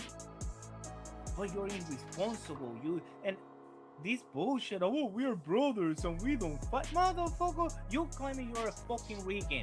So if you're claiming you're a fucking Rican, you have to fight anybody and you don't have to give a fuck. There's no brotherhood in boxing. What do you mean? Oh, we're brothers. No, motherfucker. Let's make money. Let's fight. Let's be the best in the world. That's the reason I think Sufa, little by little, gonna keep getting more ground because it's gonna make more interesting fights. And he gonna make their names. He gonna hire other names, and they gonna, take time. It's not gonna happen this year, maybe not next year, but by the third year, I think Sufa gonna be a recognizable name, legit name, and stuff like that. If they keep fooling like this, like Bill, he get coke up, right? And he go to this cheerleader network over there, the cheerleader voice of boxing, and start talking dumb stuff, and people are buying this shit, and then people are like, oh no, but Bill say this.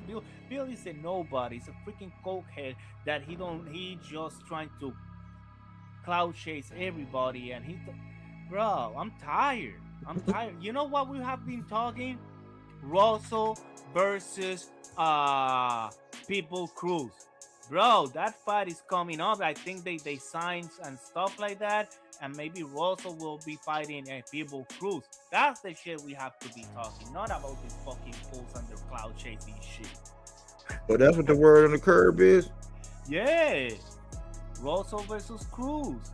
That's coming up. That they signed some. I don't know if they signed the contract yet, but it's in the making. The place is not but it's in the making. I think they signed a contract. But yeah. And Russell versus Cruz, that's a complicated fight for Russell, because Cruz is coming always forward. But it's very dangerous for Cruz too, because Russell got the power, and we know if you keep him away, a lot of other guys have beaten him before, so it's not like he's undefeated. So I don't know. I think that's a good fight. I think that's gonna look worse. I think that's gonna look worse than what Ryo did, man. I think he might fuck around and be the first one to put Cruz out of his misery, man. I don't know. Because Cruz got a little bit of that. I rise to the level of my competition too. He got a little bit of that in him too. I gotta give him credit on that. But let me address what Aso Stain said.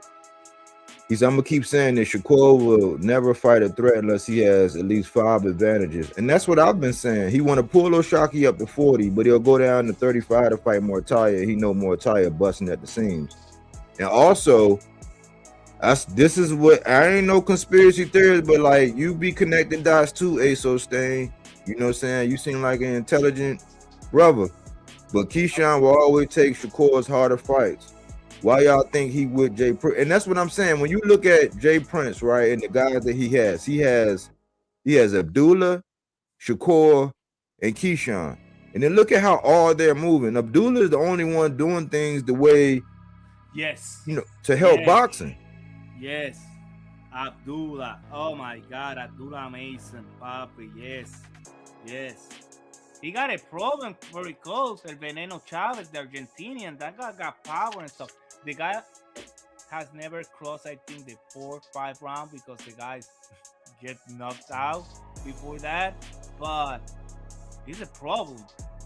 So, but yeah, Abdullah Mason, yes. But see, I'm thinking, man, this is why I be saying I be trying not to come across as a conspiracy theory, because I know people only put up that title or they link things with it so that you can put it up with some of the crazy conspiracy theory. Because if you label one thing conspiracy theory, you gotta put it in the same room as all the other things that's just like totally outrageous and far-fetched. And I think people do that, but at the same time, I think that these guys be in the back room, and Jay Prince, he knows that he might have lightning in a bottle with Shakur, because I don't know if he'll get another Shakur in his lifetime. I mean, he did have Floyd, and then he fucked it up, and you got the history between him and Floyd and what happened with them and all the threats and all the backstories and the drops. If you know the history behind that. But he got Shakur now, and I think he's moving Shakur in a way to where it's like he's acting like he's flying China out of a China cabinet, and he don't want to put him or allow him to do anything, and he's moving funny in the process. Because notice how there's never no association with Shakur fighting Gary Antoine Russell.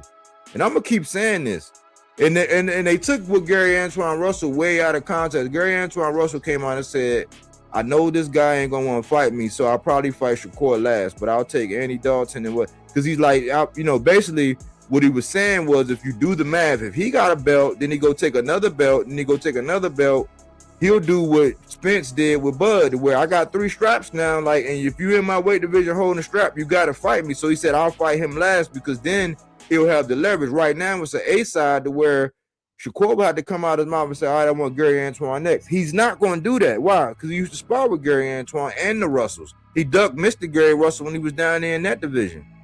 The same way he did Oshaki when he was down there in that division. And they had history. So nobody ever brings up the fact that Gary Antoine Russell, the same pressure they applied with Hitchens when he was like, oh, you got to fight Gary Antoine, when he was calling out Devin. Oh, you got to fight Gary Antoine after he stopped Cambosa. You got to fight Gary Antoine. He was like, I want T.O. and I want Devin. They said, no, you got to fight Gary Antoine Russell. When Shakur moved up and he beat T.O., because T.O. kept his hands in his pockets, he was on his best behavior. He didn't really want to fight. He didn't come to fight that night. I'm not making excuses, but it is what it is. Shakur did it what he was supposed to do. But it was never no pressure with Gary Antoine, because Gary Antoine say, I'll fight him last. They say, oh, man, he don't want no smoke with Shakur. It's like, no, dummy. Use your critical thinking skills. Gary Antoine was saying, listen, I know he don't want to fight me. So if I go collect these other straps, because my goal is to be undisputed. If I go collect all the other straps, fight my mandatories and go collect all the other straps, he really ain't gonna have no choice. So he'll be, I'll basically be in essence saving the best for last. And and all the people online say, oh man, Gary Antoine, look at how he talking, man. And he don't really want that Shakur smoke. It's like, what about Gary Antoine say that he wouldn't fight Shakur? What about him? Bro, that fight that he got with the Japanese, I really like his corner, his brother. I think he's better with his brother in the corner.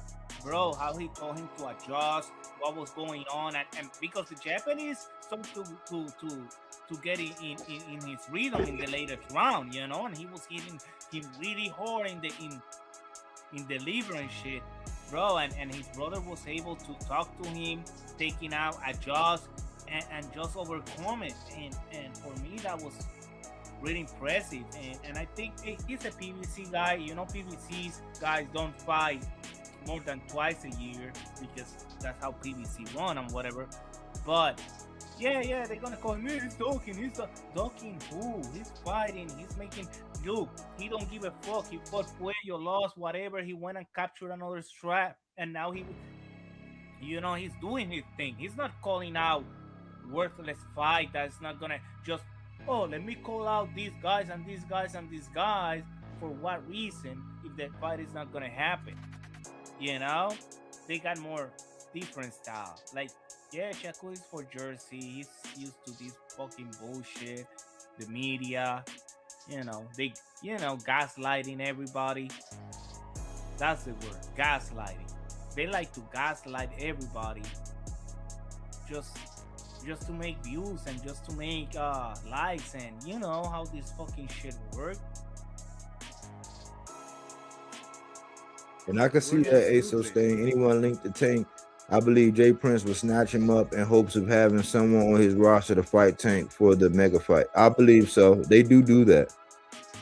Exactly, by the way. They pick and choose little parts out of the statement and run with it. But when Shakur says something, yeah, then they become interpreters and mind readers and therapists. And it's like, man, you know, Fucking that shit be funny interact, as hell, man.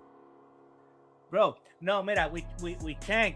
When the first time I hear bullshit was with Frank Martin. I was like, Frank Martin is a damn good boxer. He knocked out this guy, the Dominican kid that was kind of playing the lead act and whatever, and he was good. You know, that Rivera guy, he was good, and he knocked him out, right? So I knew him, but whatever. Okay, then they're calling the fucking champion, the 130-pound champion, moving up in weight class, want to be champion in the next weight class. That guy is trash. When Right. Navarrete did that shit like 3-4 times, right? Going up in weight class Yep. with WBO and fighting the champ. So I was like, Yep. what do you mean? He's the fucking champion. Well, why you gonna say me that he's trash because the champion wanna fight the other champion? What? No, but then, and all these guys have proven wrong everybody. So is the media, right? Who is the guy that we like? Who is the guy that we dislike? Who is the guy that we can control? The guy that we cannot control, and they play this gaslighting shit. So you have to keep your eyes open and your ears open. Not everything that you hear is true, and not everything that you see is accurate. Like this is a shady fucking world, and more the boxing world, money driven. You know, so I keep thinking Sufa will take advantage of all this shit that is happening, right? Like you can see it. You can see all this gaslighting. You can see all this fucking wild west style business. So Sufa gonna take advantage, and we start giving people what they want. Right now, people don't like Sufa that much because Dana White is the fucking face. And I think TKO groups need to take Dana White out of the fucking face of Sufa boxing and put somebody else that will not gonna make the fan base like feel the wrong way, right? Well, he got his history and shit. A lot of people. So if you want your product to sell, but let's see, and we'll tell.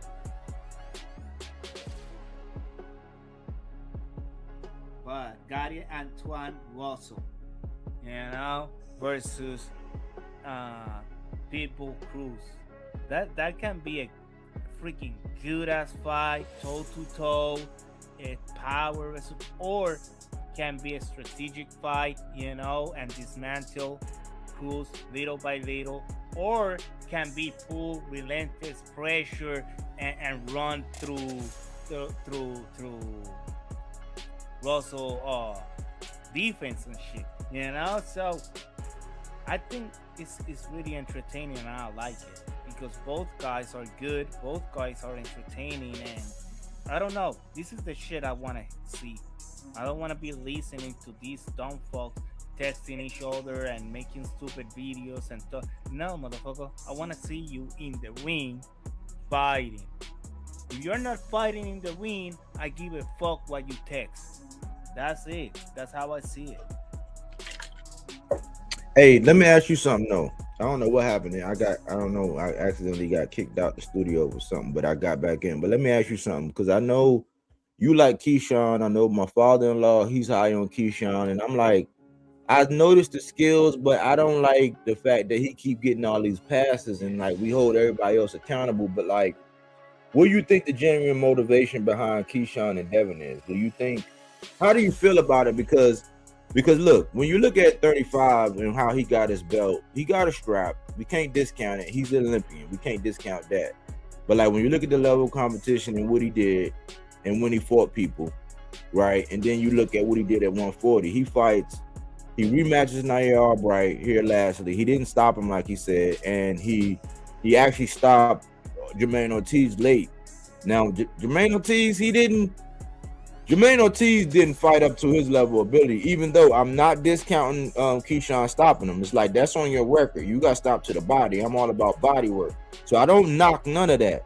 But for him to jump to the front of the line for Devin, when I was saying, hey, go ahead and fight Devin, since you keep saying you're a 47-pounder, go ahead and go for the smoke. Fight Rolly, fight Ryan, fight Devin. It just happened. The conversation is around Devin. That's the only reason why I'm talking about it now. But what do you think his real motivation for fighting Devin is right now? Is it legit? Should he be able to do that? Like, how do you feel? Okay, I'm gonna tell you, he's not gonna fight for a title for the next 3 fights. This is why. Because Top Rank, he's trying to get out of Top Rank, right? But Top Rank, every time you fight for a title, you get an automatically 5-fight contract.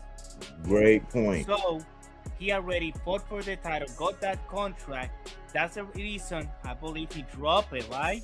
The weight limit, whatever, they took it off. So the fight is not that fight don't happen. But now he's not fighting for the title. The next fight, he fight Jermaine Ortiz. That's not a title fight. This one, he fight outright. It's not a title fight, right? So he needs 3 more fights to get out of Top Rank contract, so then he can sign with all this bullshit. That's what Shakur told him, dude. Because Shakur got out of Top Rank that way. He don't fought for the title and he let it, but whatever. So if you want to get out of Top Rank contract, you cannot fight for the title, because as soon as you grab a title, you're gonna be locked up to them forever. So I think that's what they're trying to avoid. But I don't like what he's been doing, right? Like the fucking missing weight, bro. Come on. Now they rank you number 1, 140. Okay, they put you over Ojo Santiago. You're fighting more. You got a bigger name, whatever. Yeah. But now you even make the fighting 140 because you missed that weight. And now you're moving up, you want to move up to 147, or you're gaslighting the people and talking about a fight that will not going to happen, and you're fooling the people, or you are just a freaking fool, because who the fuck gonna do that? For what? What money are you making? Because you're still fighting under Top Rank. So, I don't know. Melazar, bro. You just dropped one of the biggest jewels I've heard. I haven't heard no shit like that for the last.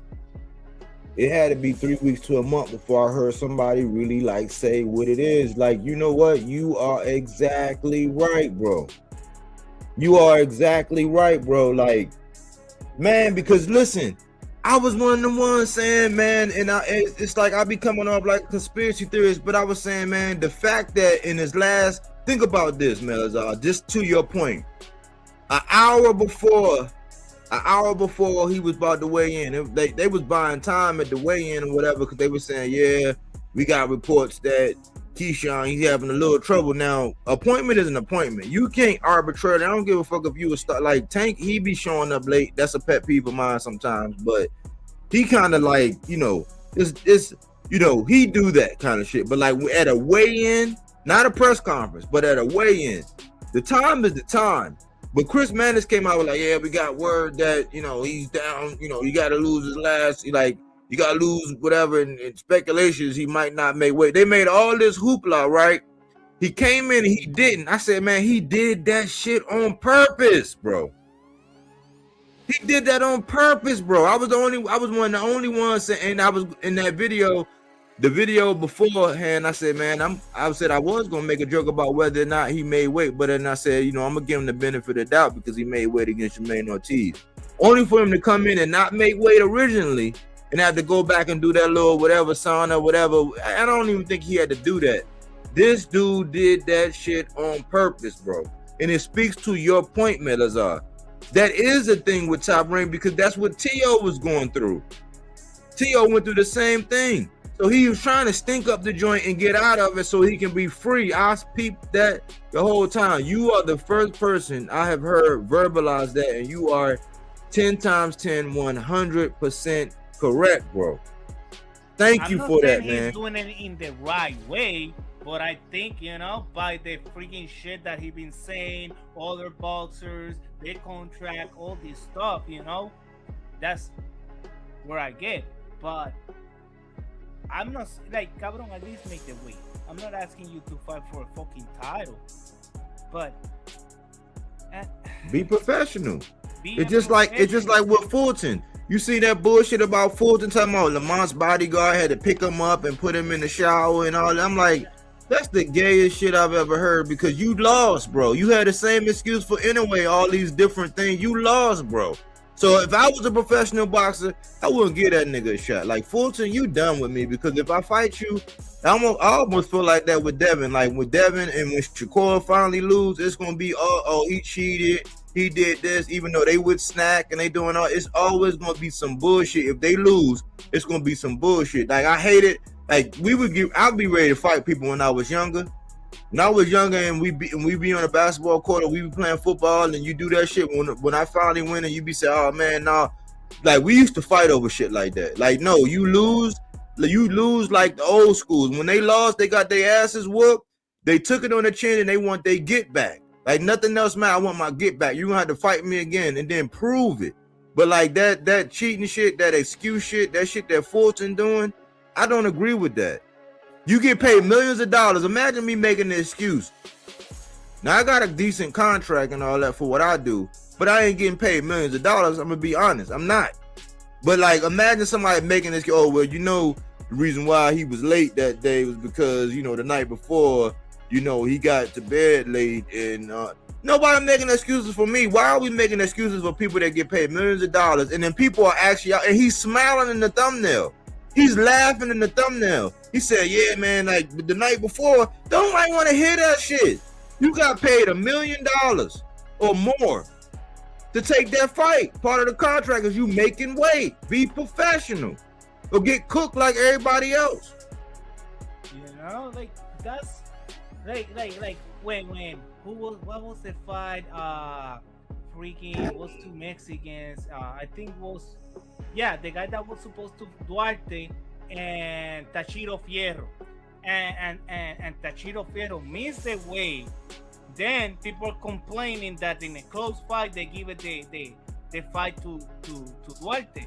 Motherfucker, Tachiro Fierro missed the fucking weight. You fucking bury everybody for that shit, and you know you cook them.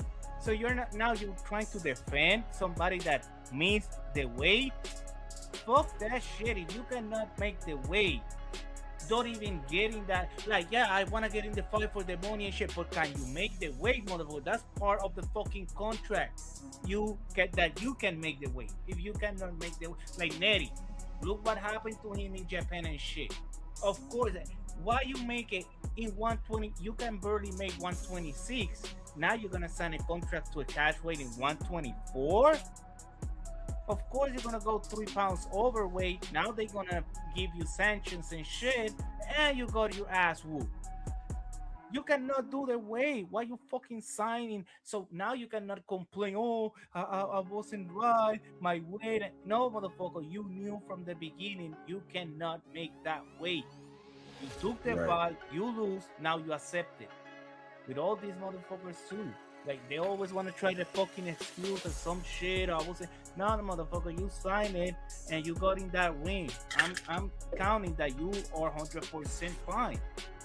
And to your point, see me, I like who I thought won on the scorecard. That's different. I'm not even gonna go into that, but like, you got to consider that when you do stuff like that and they look at you like a wild card like that, where they can't trust you and depend on you, you're gonna get things like that because they're gonna like, okay, this guy made the weight, he did this. Then that's political. That's a little bit political, but it's based on your actions. So if that happened and you get robbed in the cards, because me personally, I thought that Fierro won that fight, but when the judges did that, I was like, well, how much can you complain? Because that's when the business of boxing be coming in and they be saying, oh, well, this guy, he's a wild card. And in the last fight, he got Then he got disqualified the fight before that because he was doing all Yes. these rough, dirty tactics and all. Now I think he beat Pitbull. I think he beat Pitbull yes, too. yes, You know what I'm yes, saying? But like, yes. but when you're a wild card like that, it's like life be life, and these judges are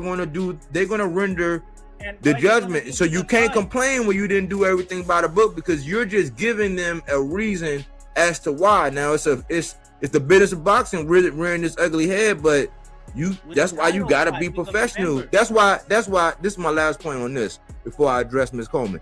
That's why when O'Shaquie slung Ray out the ring, see if O'Shaquie had been acting the way Ray acted, I think they might have deducted something or did something. But because he was, and I don't agree either way. I don't think O'Shaquie did that on purpose, and I also think Ray Ford could have stopped his own self from sliding out the ring. He did nothing to prevent him. It's like it looked like it was going in slow motion. But because the way O'Shaquie acts, he had the benefit of the doubt, saying, "Hey man, that was really just an accident." Now he could have did it on purpose, but because of the way he conduct himself, they gave him the benefit of the doubt. Like, man, O'Shaquie been smiling, he been classy, he been doing everything by the book. They didn't take it that way. Had he had a different attitude, like if he fought like Rolly back in the day when he was all rough, rugged, and when they in the clinch and he do all it, they probably would have been like, yeah, we docking some shit. Like that fight last night on Pro Box. That shit was egregious, But that's what I'm saying. When you're a professional, you get the benefit of the doubt. But why is it Keyshawn, he keep getting the benefit of the doubt and he's not even professional? Yo, Mera, you saw that fight, right? The Filipinian guy that came with 16 KOs and shit. Yeah. Super slow. He's like a Robocop. But the guy that he fought, he was Sanders Saya's opponent. And Sanders knocked his ass out. And he's a good gatekeeper. That's what I'm saying. People say, oh, but Sanders' opponents got no name. Yeah, it doesn't mean that because they got no name are not quality opponents for the level he was at that time. Like he's been getting graduated better opponents. And that guy, you saw what he did to the Filipinian. Like he put hands on him and shit. Like bam, bam. The Filipinian got power, but damn, he's slow. Yeah, you know what I saw with him? It's like you can't let him come forward. If you put him on the back foot, he's cooked. Especially if you got somebody that got any kind of skills or lateral movement, he's cooked. That's why I knew, yeah, this guy's a little overrated. But like, let me address this, Ms. Coleman. I watched a video with Tim yesterday, and he was saying Dev's scared because he don't have Vic. I found that funny. He only aiming at Dev's way because that's not his guy. He is corny. He is corny. And I was thinking, I said, see, I always say you got good Tim and you got bad Tim. And Tim was on point last week, but then he figured out, oh man, like I might have been too real. Let me go ahead and play the game. And that's why I'm always going to cook Tim, and then I'm going to give him his salutes. You know what I'm saying? But like, this is one of the ones where it's like we could see that shit. I thought the same exact thing, Ms. Coleman. I just didn't want to do a whole live based on. I said, man, you're only doing that because that's your, like, he's going up against one of your guys, like, because you're high on Keyshawn, even though Shakur just showed that all that dick riding, all that eggplant eating, like the minute you say something where they don't, they're not really offended when they can have you in their back pocket as a Hall of Famer, that shit don't matter because Shakur just showed that all that dick riding you did for Shakur, he came around and said, I have no respect for Tim, I blah blah this, I blah blah blah, and he's saying that to you as a Hall of Famer. So all that dick ride, man, that's why I said I'm not gonna dick ride. I'm not gonna eat no eggplant. I imagine I'm allergic. I wouldn't know because I never had it, but I would think that I'm gonna be allergic. So I'm not gonna eat no eggplant. I'm just gonna come out here and give you that real spill every time, and I'm gonna take it. Whether I get 5 views or not, it's gonna be something on wax where you can go back and say, hey man, this cat was cooking every time. He ain't compromised not one time. Salute to him. Even when I'm gone from here, it's shit gonna be online on wax for people to go back and be like, oh no, somebody was keeping real track in real time. He might have been real opinionated, but he did a lot of things to, justify by facts, and it's on wax. So I don't understand why people dick ride, because it's gonna backfire when these guys say they don't want it. It's just like O'Shaquie not interviewing with me. I've been giving them praise, but somebody like Cigar Talk, who, the fruits of his labor in another industry gets him in front of these guys, and they act like somebody like that will be more seasoned or more up to the task of doing it, when I've been doing this shit all day every day for years and don't get those opportunities. But Shakur go over there and do that, and I still, you know what I'm saying, I still rock with him. But they'll do that with these guys that are like plants, you know what I'm saying, or people that are put in the industry. That don't mean that they're like the best. Rico versus Usyk, that's another big example. Now, because he has a good loss, now he's ranked under the WBC and WBA, the kickboxer. His second fight in boxing, he loses, and now he's ranked like 8 and 14, some shit like that. So all the boxers that have been fighting all this time and putting the work mean shit because a kickboxer have a loss with the heavyweight champion. You mean? These are the shit that are fucking boxing. These are the shit that are damaging these brands, these organizations, because they keep doing stuff like this, and not us, you know, not the hardcore. We get hurt, but we keep watching because we're hardcore fans. But kind of the casual and shit pull them back, and it keep being less fans that watch it because they don't like this bullshit. They're not stupid. They're like, what? Why you do that? In the first place, why you fought this guy for the titles? Now you're gonna rank the loser just because he got. Oh, so you're cooking a rematch to sell it where? Where are you gonna sell it? In Egypt again? Get the fuck out of here. You know? I really don't like that. That was low. Because I see guys like Fran Sanchez that have to come from an injury, a loss. Like people say, oh, Caballero, yeah, he got in that ring with Caballero, so at least he can get a paycheck, so he can pay for the knee surgery that he maybe needed a whole year, but he got no money, so he has to fight a young cat with a freaking busted knee, so he can pay 6 months later his surgery, so now he can come up again in the ring and knock out Richard Torres. That was another guy putting the work. So because he lost to the fucking champion, that means that he go over all these guys? Yeah. It's bullshit. All over. Hey, you see what Trini said, man? I was telling my lady, I was like, man, I called this guy, that guy Malachi Ross. I was like, man, I nicknamed him the Smooth Criminal, man. He secretly stole the show, man. Like, that dude was so smooth and patient, man, and you could see the technique. He got the image, he got the look, man. I was like, yeah, I'm excited for this young guy. He's on my radar. I know his name now. Did you see that on Pro Box last night? Who? Where? The guy Malachi Ross. That have to be the first fight, maybe? No, it was like the third fight, like the third or the fourth fight, like the third or the fourth fight. But go back and look him up. Smooth Criminal. He tall, he long, he patient. He got pinpoint accuracy. The man so accurate with his punches, and his technique is like vicious.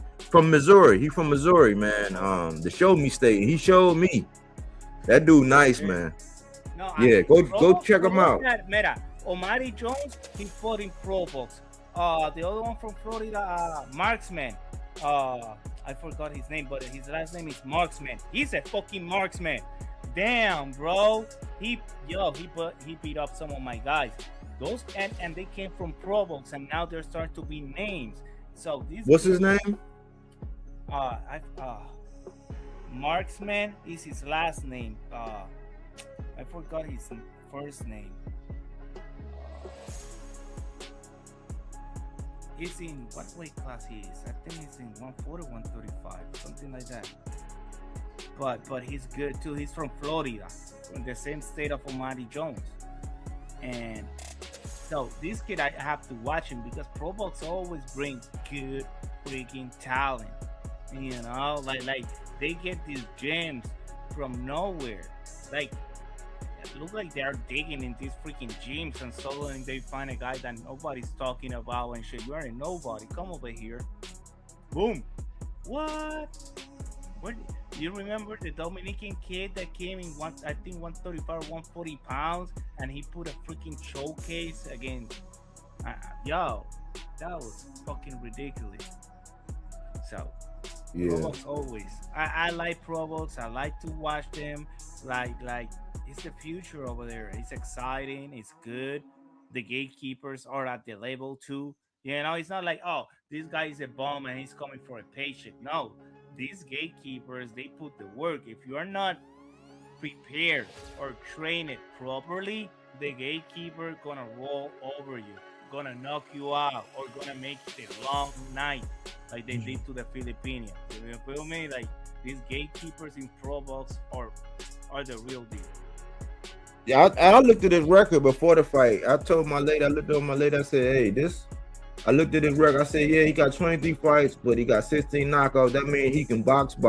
He's not knocking everybody out, but then he has some challenges in that he lasts, but he can get you out of there if you let him. And I knew it was going to be a good one.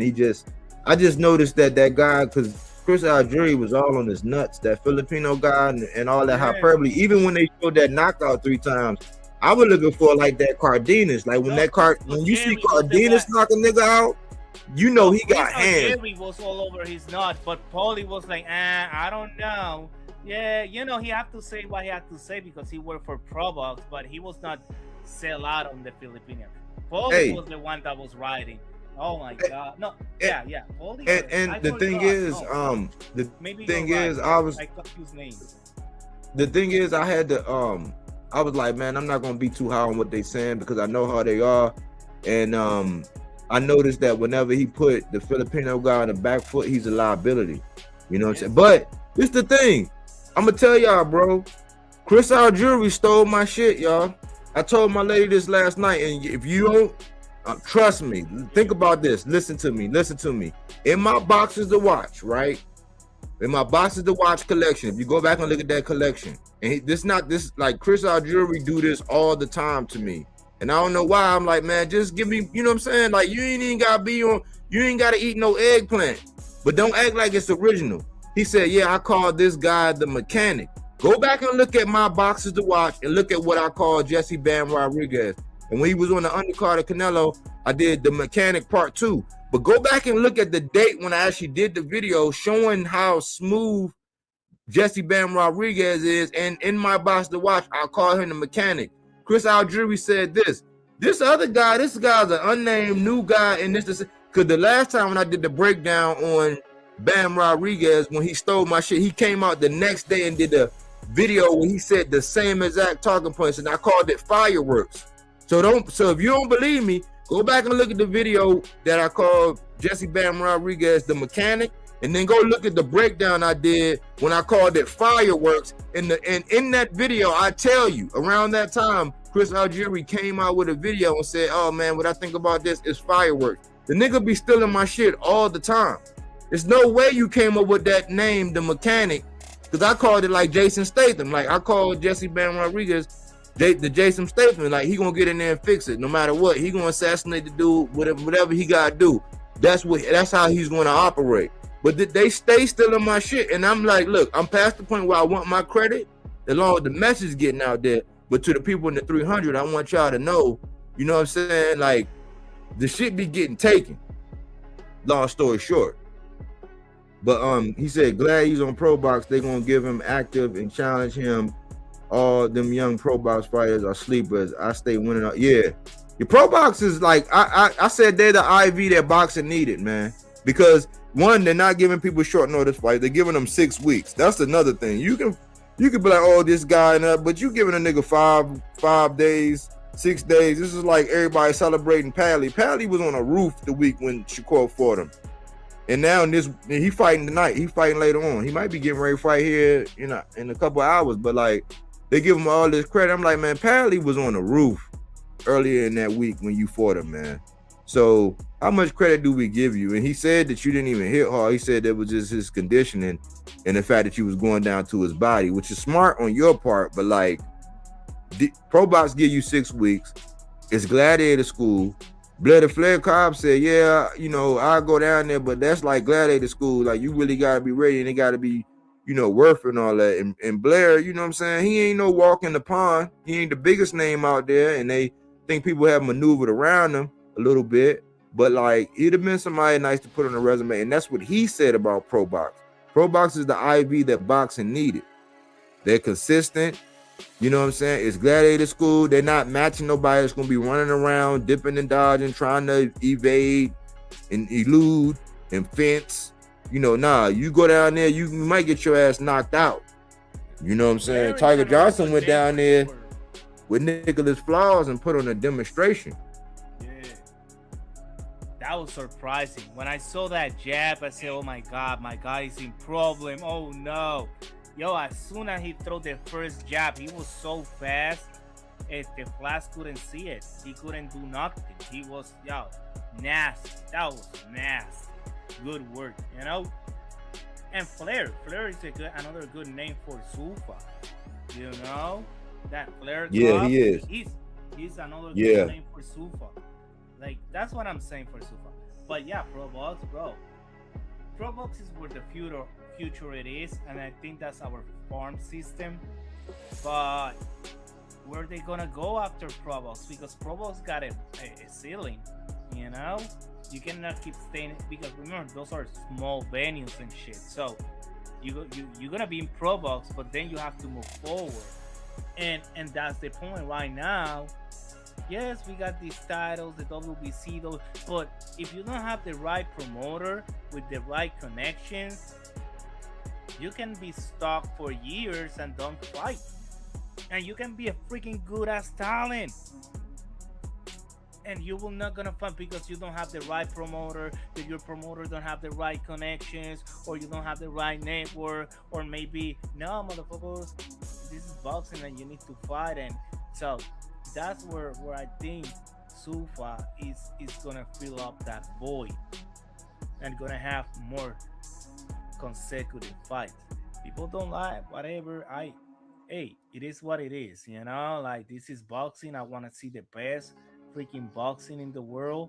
I want to see a good showcase. I want to see these boxers. Hey, I don't care how much money, what I'm saying, and what you do with your money. I just want to see they performing for their value, but that's not my problem, their value. I want to see them performing and doing what they should. Do I ask a freaking rapper if they sold a golden platinum disc, or how much money or a movie? No, I don't give a fuck. I just want to watch a movie and get entertained. I don't asking the freaking wrestlers in WWE how much they make, or how big is their house or whatever. Give a damn about it. I just want to see them perform and entertain me. So it's the same shit with these boxers. Stop capping, stop docking, and start fighting. Yeah. We at a crossroads, man. I ain't gonna lie, man. I'm starting to get a little bit nervous, man, because we almost at that teeter-totter point to where bosses are looking at it like, because look at how Brian Norman got treated after giving Devin an opportunity. They act like this man now to go all the way to the back of the line, and there's no way he can ask for a rematch. And then with the Tiger shit, with the Tiger and Devin, it's like, it's no way. Tiger just clout chasing. It's like, y'all got real beef in history, and Tiger, he's an Olympian. Like, yeah, and he's a top contender. Defend your title, motherfucker, because that's why you got a title. That's why you're a champion, to be a defending champion, not to be a title holder. And to Miss Coleman, only thing I can say about that one, because I used to never really, I've interviewed Blair. You know what I'm saying? We cool. I actually, one time the Boston Boys was talking about Blair, and I hit his inbox and was like, hey man, they talking about you on TBV. And I was like, man, you might want to jump up there, man, and speak your piece, because that's when he was actually trying to fight Devin on Valentine's Day. And Devin and them, they knew that was gonna be a wild card. But this what I'm gonna say about that. I wasn't always high on Blair. Now I know him personally, and I'm not saying he's a world beater. I'm just saying that he would have been a good test for some of these guys who couldn't have got a fight. But the thing is, Devin was chasing AB. Conor Ben was chasing AB, and I always say in an abstract way, because Blair always say, man, those people be playing chess, but I play checkers, and it was kind of funny because in a weird way, he was the one that actually got the AB fight, and he knocked his tooth out. But Devin would have got all the praise. That would have been another old ass motherfucker that Devin would have got praise for. That would have really stamped Conor Ben. Look at all the fake clout he got. But they all was chasing AB. Blair just happened to get him in the ring because he was with Don King. So yeah, it's bittersweet because we know AB ain't the AB of yesteryear. And he's still going down. But like, that's really what happened on that. And AB as needs far to stay in the couch. Yeah. Your time is done. It's over. Stay there. Don't get injured. Just be yourself. Whatever. Like, bro. yeah.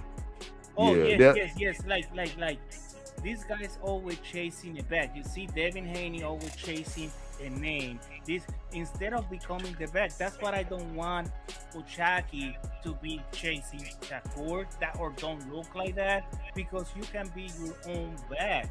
If you can be like, hey Shakur, if you really want to fight me, come down here to 130. I'm here waiting for you. Whatever, and don't keep entertaining and shit if it's not gonna, and you don't have to move to 140. Like, what the fuck? You're at 130. Like, do your shit. Don't try to chase the bag, because you are the bag. You can become the bag. People are interested in you. So that's the part. Like, the Haney's always are chased because they cannot be like Tank, like these boxers that are the bag. That doesn't matter who they fight. People want to watch them.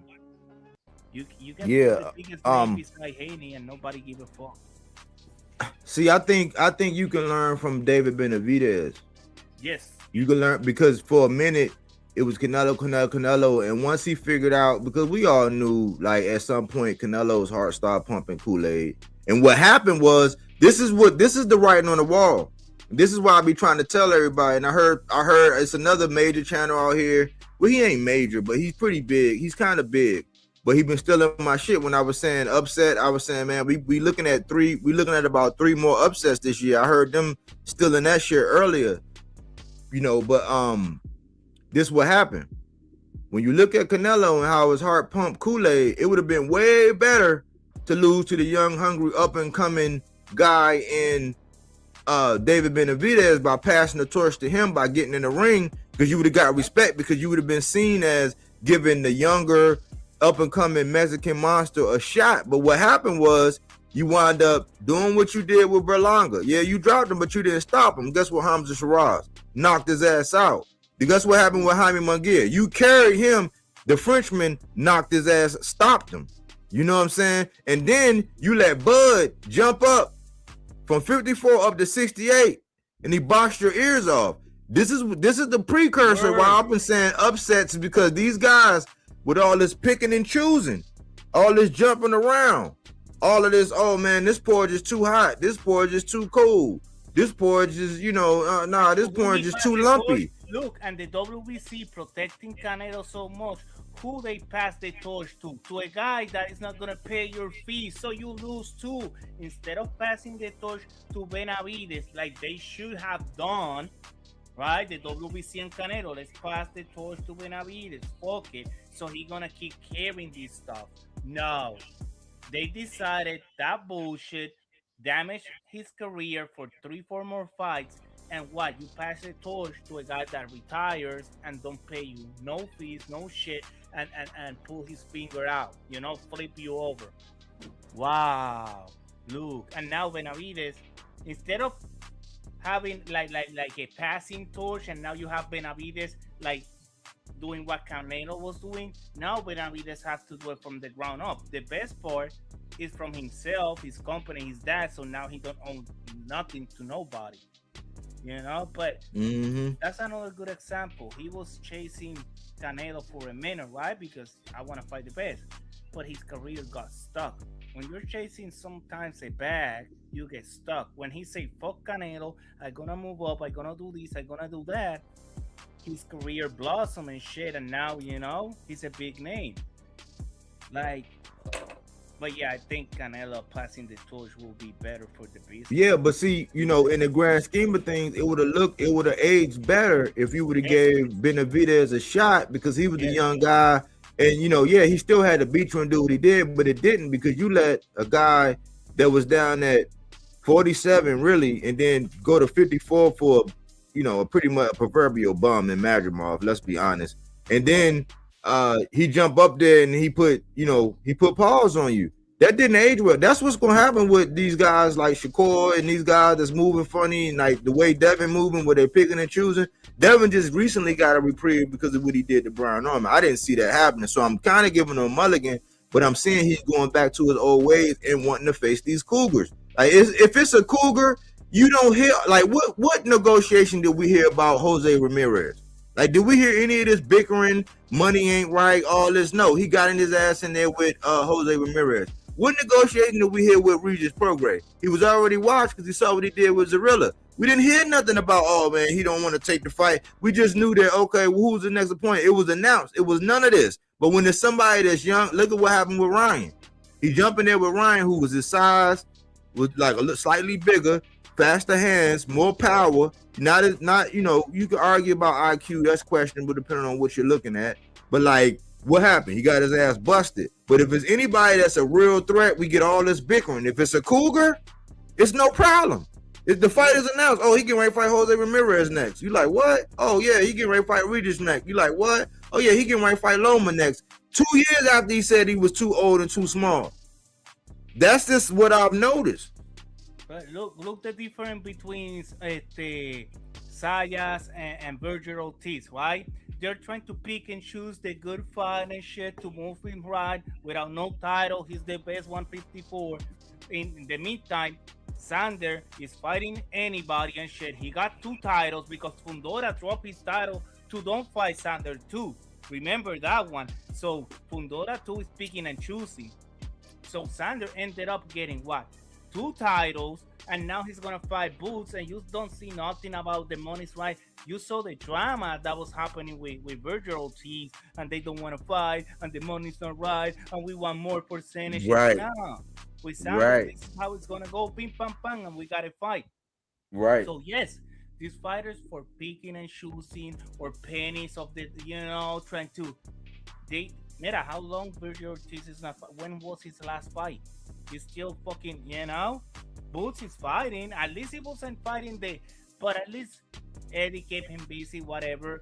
But you know what I'm saying? Like you start picking and choosing and the right guy for the right bag because all the fight have to be mega million. No, your fight become mega million when your name become like that. When you fight everybody, like Hey, Canelo wasn't making millions of dollars when he started fighting freaking when he was fighting Mayweather and the guys before Mayweather.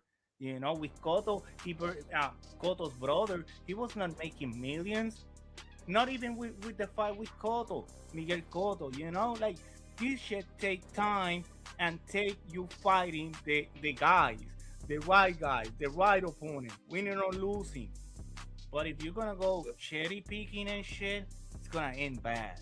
but Melazar, because you've been busy with work, and I understand, and you don't get up here as much. But let me get your full breakdown of the Boots versus Xander, or Xander versus Boots fight. Go ahead and do that, because we gotta get that on wax before we wrap it up, man. Because I hadn't heard You're from not you, gonna like it, and but you're a pure. you know, I know you're a pure boxing guy, but you know what I'm saying. Like, you one of the I guys. You was part of the 300. We gotta put this on wax. But go ahead, give us I your was full watching breakdown. um Boots film study. I did some film study of him, and I did film study of Sanders, some opponents and stuff. You know what? Like, yes, none of the fighters they got these big name opponents. The difference, Sanders opponents being graduated, upgraded, when Boots opponents always be kind of the same for his game plan, right? I see Annie's father not being that corner that gonna tell Ennis to adjust when the fight is not going his way or he's not accustomed of what he like Sander. I see him like if he keep Boots kind of uncomfortable in the first 4 rounds, frustrate him, don't let him move how he want, don't let him get close. He got a good opportunity to work him with the jab, hook to the liver, hook to the face. Because you know what, Boots have getting all these bad habit fighting all these low class boxers, like for no reason. He's way better than the opponents he was fighting, right? So when you fight a lot of time boxers that are not at your level, you pick up bad habits. He likes to drop the hands to his waist, like subir, when he's throwing, when he gonna throw you a hook, he drop both hands to his waist, and he leave all his torso and face open. Yes, he grab you with one hook, but you can hit him with everything. You can hit him too. His opponents always leave his hands up and lean forward, and they're kind of scared of Boots even before getting inside the ring. So he's already have an advantage mentally and stuff with these opponents. So if Sander is boxing, standing more backwards, his shoulders back, moving side to side, backwards, jabbing, I see Boots getting in big trouble, you know? And I say, if the Knicks sweep the Spurs, Sander Sayas will school Boots. And not because Boots don't have talents or he isn't good. It's because he's been fighting so many tomato cans that he had picked up a lot of bad habits. And he looked awesome, but and you can see it with Karen, and people say, "Oh, well, you keep bringing Karen because Karen have 24 rounds with him," and he showed that when Boots get frustrated, he don't listen to his dad in the corner. His dad don't have nothing to tell him to adjust, to do different, so he can change the rhythm of the fight. And was shown in 2 fights, and they was time apart in 2 different weight class. So and Murataya versus Andy Cruz. That's another example. Andy Cruz have a good fight and stuff, but any senior wasn't able to tell Andy what to do in the ring so he can change the rhythm of the fight. He wasn't able to adjust, wasn't able to bring a game, a plan C, a plan B, like so those are the things that I'm seeing, like maybe Sanders' team saw. Okay, like because yes, I'm like wondering why they pick up Boots right now. I know you wanted that name for to get legitimacy. Fuck, help me out. Legitimacy. So you can get legitimacy by defeating Boots. That's a freaking awesome name that's gonna skyrocket you, right? Some people say winning or losing the way you lose, but no, if you lose now at 21 and Boots, you're always gonna carry that cross over you. We don't know how Boots gonna have his career, so a loss with Boots too is gonna be heavy on him. Okay, he's gonna drop like Tejas dropped when he fought Abbas Baru and lost. So Tejas is that now I saw him after that loss and how he's taking the training, bro. The kid look awesome, fast, stamina, everything. That's another thing. Tejas, Sander in the latest round looked like he was running a little out of gas. And Abbas Barus, that shit was little fixed, but that's where if Boots is able to work the lever downstairs and tire Sander in the latest round, Boots can drop him, right? Like that's a fight that the corner is gonna be a big factor. It's not just the boxers and their talents. It's the corners and how the corners gonna make their boxers adjust and do the work. Right? Like, yo, wake up, Mera. You're losing the fight, Mera. He's hitting you over here. Move this side. Keep this hand up and hit like they did with Sanchez and Torres. He told him, Mera, hit him here, hit him in the shoulder. When he come down, then you hit the hook. Boom, in Spanish. It's right there. It's videos of that. And he did it. So if you got the right corner and got you in that fight properly, is the winner. You know, I think the corner is gonna be a big factor. And I got Sander 12 rounds. I don't got him knocking out Boots because I don't see that. Can happen. This is boxing, but I don't see it happening. I see more a 12 round, a frustrating Boots, a Boots that cannot adjust, can is listening the crowd, and the crowd is not behind him, and he get more frustrated. So he's trying to be more aggressive and open more. How you say? Open himself for more punishment that he don't need to. Like he gonna force the knockdown, and that can harm him. But I don't see a knockdown. I don't see Sander knocking out Boots. Neither. So, go ahead. No, you go ahead. So that's why I wanted your honest assessment, because I knew it was just going to be based on like a guy named Round One who he picked anybody that's Latino. Like it's not like that with you, you know. So that's why I wanted to get this on wax, especially since you've been busy. But this is my take, man. Outright, I have it 60-40 for Boots right now, you know. But it's closer to 50-50. It's closer to 50-50. It's more like a 55-45 in my opinion. 60-40, like right in that area.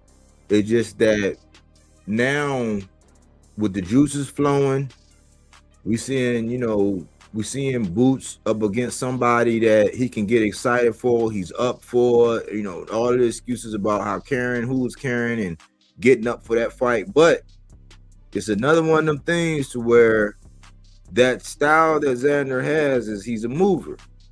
And I noticed even with that guy Tamir Smalls, it looks like some of them guys be having a problem, and don't shoot me. Some of them guys be having a problem with, they get too eager when they get somebody hurt and they don't cut off the ring effectively. Like when that guy Tamir Smalls fought that guy that fought I think he got the nod over Jaleel Hackett, but I think Jaleel Hackett really beat him. When he fought Tamir Smalls, I think he beat Tamir Smalls. He got robbed on the scorecards. But I think that's like Boots' grandson. I think that's his son's son. You know what I'm saying? He just got a different last name. That's what I believe, you know. But I noticed that these guys, they can hurt you. But when they hurt you, because they don't go about it the right way, they don't cut the ring off. See, Xander's going to be in there moving. And I highlight this. It was a career high when Karen landed on Boots. That was a career high. You could say what you want. It's like, oh, everybody get hit, and they say I get hit too much. It's like they just got a clip with. I just seen the clip last night where Showbiz was interviewing. He was like, yeah, he caught me with a blah blah. Like Boots is on record saying, yeah, he caught me with this because he pretty much. So he, I was like, man, I don't know if that was a Freudian slip, but yeah, he caught you. Like to say Boots don't be getting touched, he do. Now, well, whether Xander can knock him out. No, I don't think so. I don't see that happening. Like that's the least likely result. But we could be looking at a situation. Like what happened with Josh Kelly and Murtazaliev. The only thing is, Boots ain't had that big of a layoff, but the big bright lights come into play because remember, Boots was on the stage on the Tank undercard that night when he fought Karen. Everybody like, oh man, he about to just knock this guy. He about to just obliterate this guy. And Karen had on his dancing shoes, but he set a compy box for punches landed against Boots. I'm not going to ignore the facts just because I'm talking about Boots. I purchased tickets for Boots. I took my lady up to Atlantic City, you know what I'm saying, for the weekend to go see Boots. Spent money, so I'm a Boots fan. I witnessed history when he fought Stan Giannis. I was in the building. So I'm a Boots fan at my core. I like him.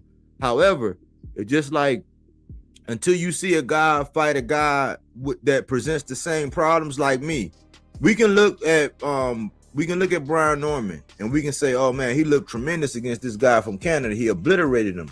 Well, we're not going to know if the area that he needed to improve in was really improved until he get in there with somebody that can duplicate some of the things that Devin was able to do.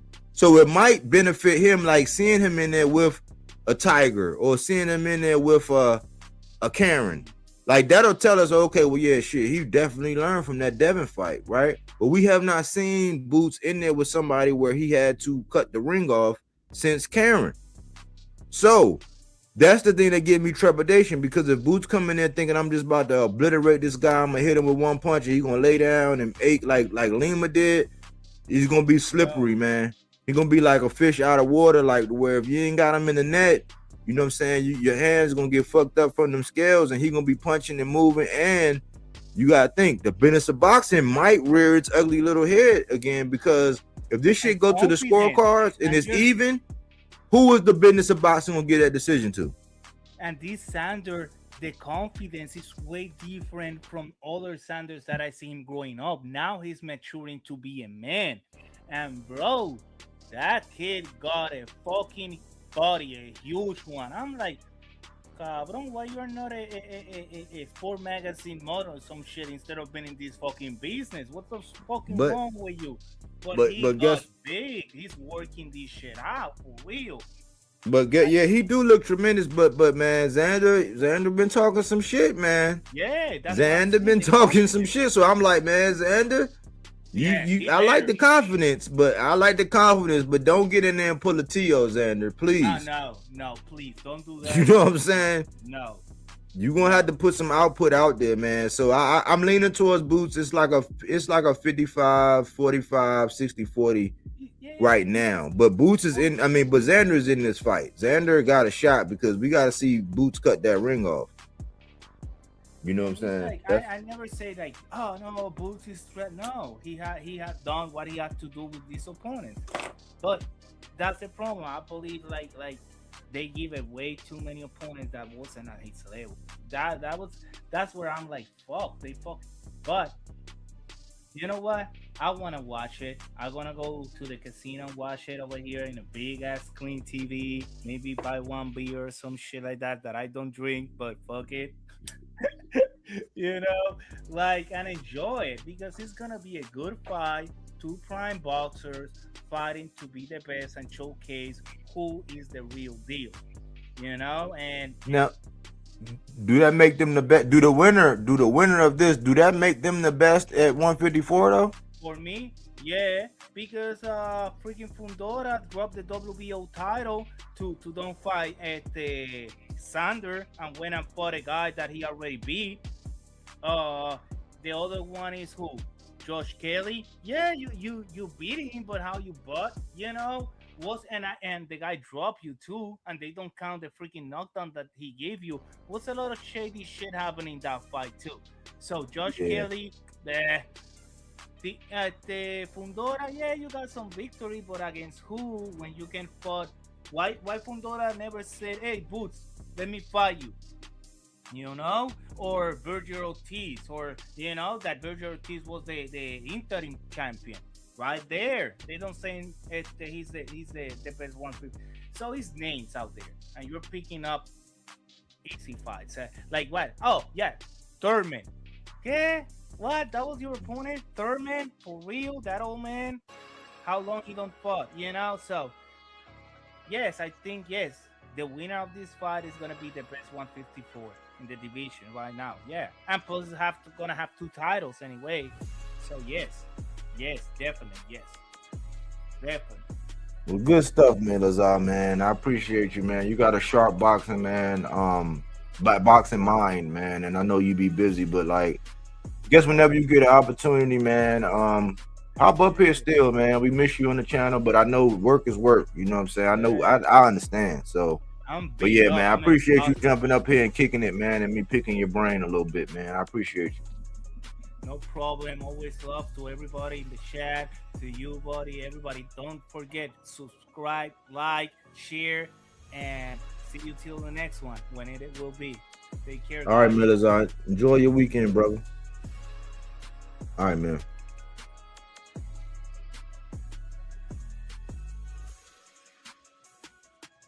Another good one in the books, y'all. Man, we cooked, man. Middlesar got a sharp mind, man. He's not biased, man. I don't like biased people. He's critically thinking. He gives his opinion.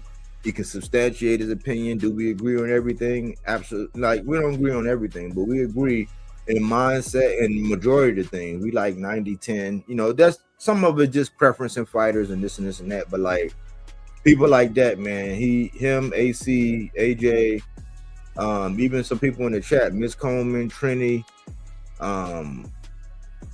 Cookie Monster.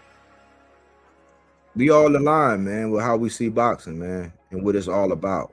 Real. You know what I'm saying? We don't got to fabricate nothing, man. We're going to speak the truth. We're going to be ourselves. We're not going to cap. We're not going to put on capes.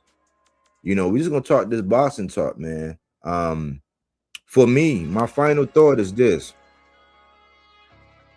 I'm not getting in the way of the Keyshawn and Devin fight.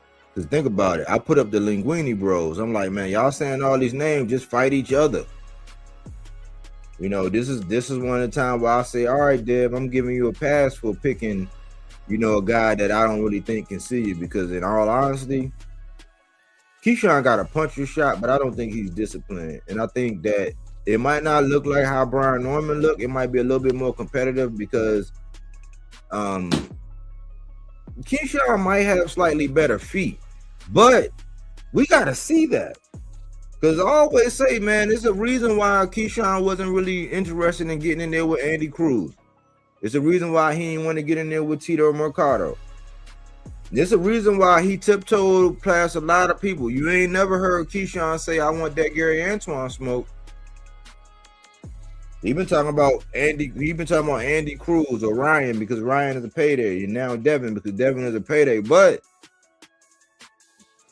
ironically, you know what I'm saying? A guy I rock with from another channel, he be calling in. I think he has, like, we got the same in general for the most part. We like 95.5. Like a guy said, man, for the first time in a long time, I would be actually picking Bill and Dev in that fight. And it's because of discipline. I don't think that going in there just trying to swing and be reckless and all that. And I think that he's top heavy. The man ain't got no legs. Devin gonna make you use them legs. He gonna make you cut off that ring. If Cruz was easy work, he wouldn't have been saying, oh man, that was the amateurs, it don't mean nothing. But remember, they advertised Devin versus Ryan as game 7. Why? Based on 6 fights in the amateurs where they split it in a manner in which amateur style boxing, you would think that would benefit somebody like Devin. But Ryan was 3-3. They was knotted up in the amateurs. You see what happened in the pros. I think that the reason this brotherhood part is one because maybe Shakur knows the power that Keyshawn got. And if he catch him, you know what I'm saying, he can, you know what I'm saying, put him on Queer Street. Right? But the other part is Keyshawn also knows that when Shakur don't really want to be touched and hit with his skill set, he's not going to be able to deal with Shakur. I don't want to see that fight because of aggression, but if you look at it, Keyshawn don't be chasing out no pure boxers. He got Jermaine Ortiz late. It was late notice. He didn't have a full camp.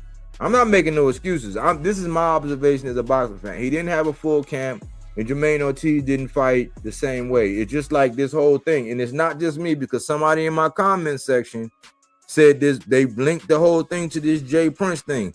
Right now, I'm at a stage where I don't unless it's a solid, credible name, right? I don't trust no op of no. I mean, like other than the Abdullah fight, because I think he's like letting Abdullah just be organic in what Abdullah do. But when it comes to Shakur and Keyshawn, I'm starting to look at their opponents. That shit's starting to look funny in the light because I'm a guy that go off stats, performance, and all that. Shakur ain't beating shit down nobody's leg. You might get embarrassed by being touched, you know what I'm saying, a bunch of times, poked in your navel and poked in the middle of your forehead, but you ain't got no threat of really being knocked out at this point. He ain't been that way and since what, Yoshino? Since what, when he blew weight and beat up Robinson Conceição? This ain't been the Shakur the one that I was praising, the definition. He ain't been that for a couple divisions now. It's the same way like when T.O. moved up from 35 to 40. That's not the same T.O. And they talk about how T.O. was always on a roller coaster. Have a whole epilogue, a monologue about how T.O. is a roller coaster fighter where he's up on this fight, down on this fight, up on this fight, down on this fight. He was up against Barbosa, down against Shakur, up against Loma, down against Claggett, up against Josh Taylor, who already got beat by Catterall decisively, in my opinion, down against Shakur. I'm not taking away from no performance, because if you get your ass in that ring and you don't do your thing, I'm not going to take away from the guy who won. All I'm making is an observation. I don't trust anybody that's on the opposite end of because Nair Albright didn't even fight the way he fought. I looked at that man. This man was at the beach, playing in the sand and all this other shit. He was in a hotel room. I got the text message where I was texting. I text AC in like the 6th or 7th round. I said, "Oh, it looked like Nair Albright just here for the moral victory." I don't trust no op of no Jay Prince fighter right now. Look at what T.O. happened. His father didn't show up at the press conference. T.O. show up and he don't let his hands go. Well, we knew it wasn't going to be you slipping, dipping, dodging. No, we knew it was going to be your offensive prowess that was going to get you to win that fight. So right now, I think that Keyshawn, people are a little high on him based on the track record. He beat a lot of undersized guys at 35. Yes, you know, he won a title, which is nothing to shake a stick at, especially coming from a guy that sit on the couch. Even though I don't literally sit on the couch. You know what I mean? I don't box. You know what I'm saying? But easy for me to say, right? No, but I'm looking at the track record. I'm looking at the history. So he did what he did at 35. He blew weight against De Los Santos. That was a real fight. Why? Because if he really thought he would have won, he would have pressed himself to make the weight, or he would have gave De Los Santos enough money to say, you know, fuck it. I can't miss out on this money. I got to proceed forward. But he knew that you were going to try to be a weight bully like you always were, like you have been, but you're top heavy. You don't got no legs. When you look at them guys, they don't got no legs, man. They got like chicken legs. Like a lot of people in the army are like that. They be all top heavy. You don't got no quads, no, you know what I'm saying, no hamstring. They ain't got nothing. No legs. You got to get in the weight room. So I think that that's just a matter of discipline as to why he's going to 47. Why? Because he probably get his dick knocked in the dirt down at 40 with a plethora of people. Andy Hirioka, Sandor Martin, Alberto Puello, Tito Mercado. You know what I'm saying? We still, just because we see Nair Albright and Frank the Ghost Martin, it might be totally different. Why?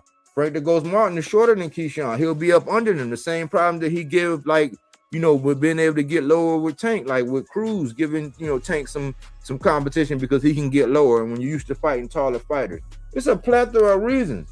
So I don't know the legitimacy, because when I was saying Keyshawn, go ahead and fight Devin now because y'all both doing the linguini, calling out all these names and y'all not fighting none of them, I was wrong. I was jumping the gun. I'm like, oh, you just want to see Keyshawn beat, or oh, you just hating on Devin.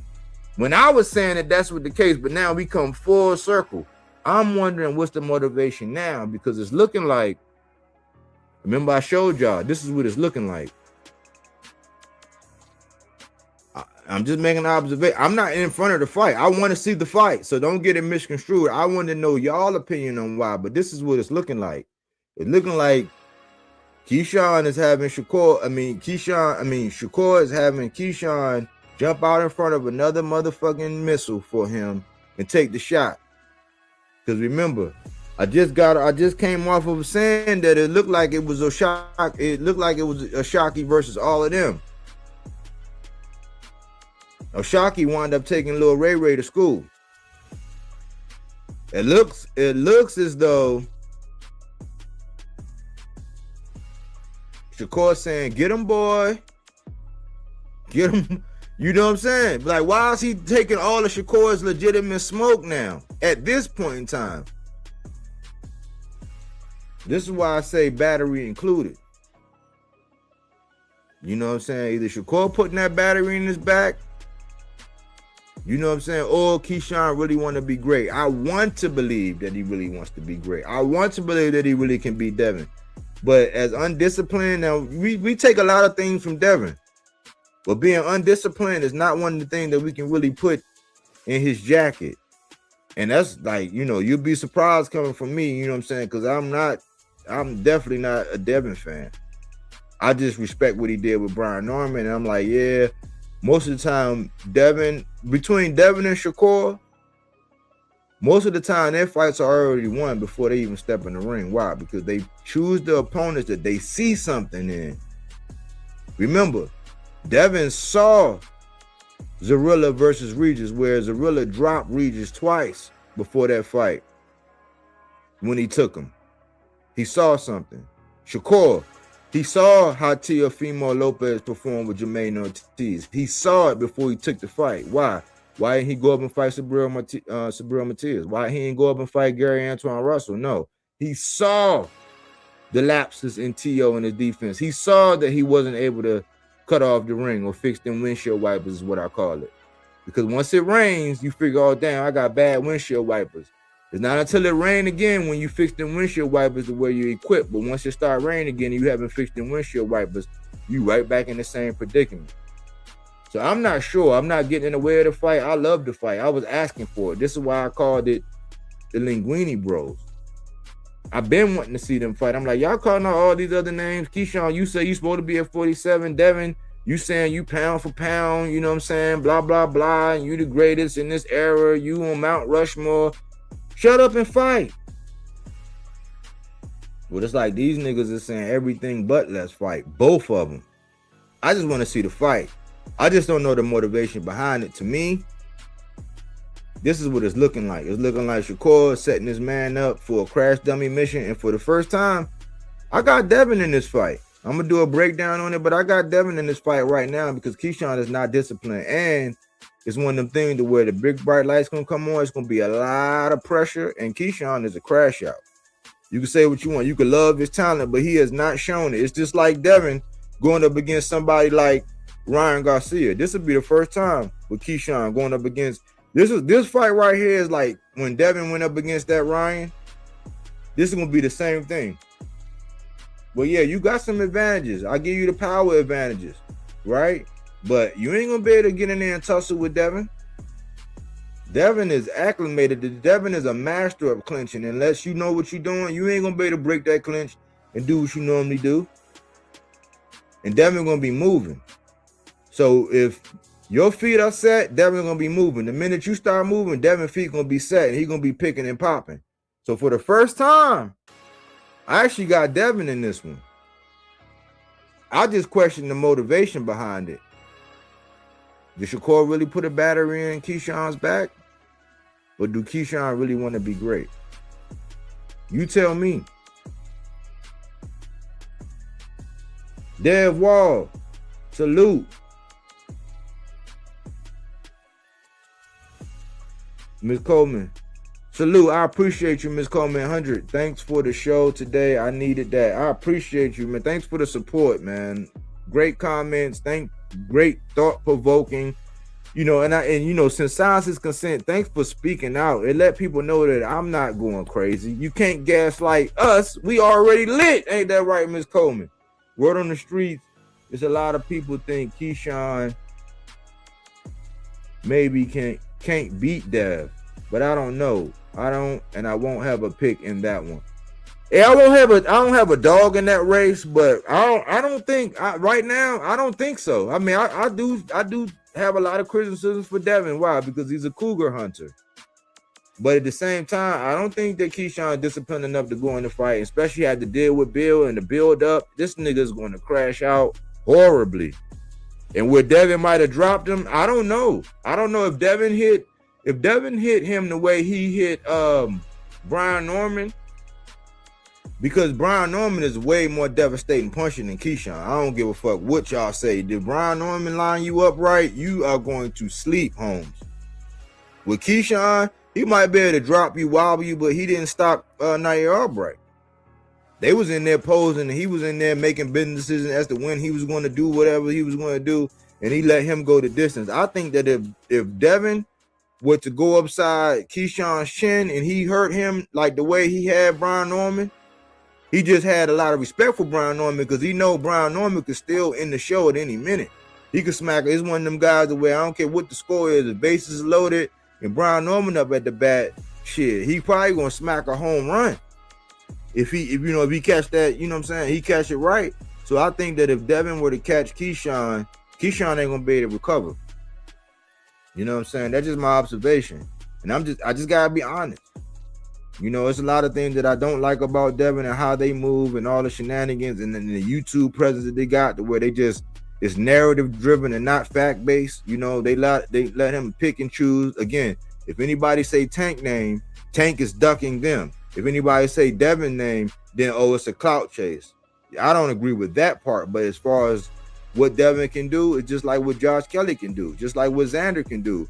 You have to have a particular set of skills, Liam Neeson style, to be able to deal with that. And if you're not a professional, if you don't know how to cut off the ring, if you don't have the power and the skills and the timing to be able to counteract that, you in hot water.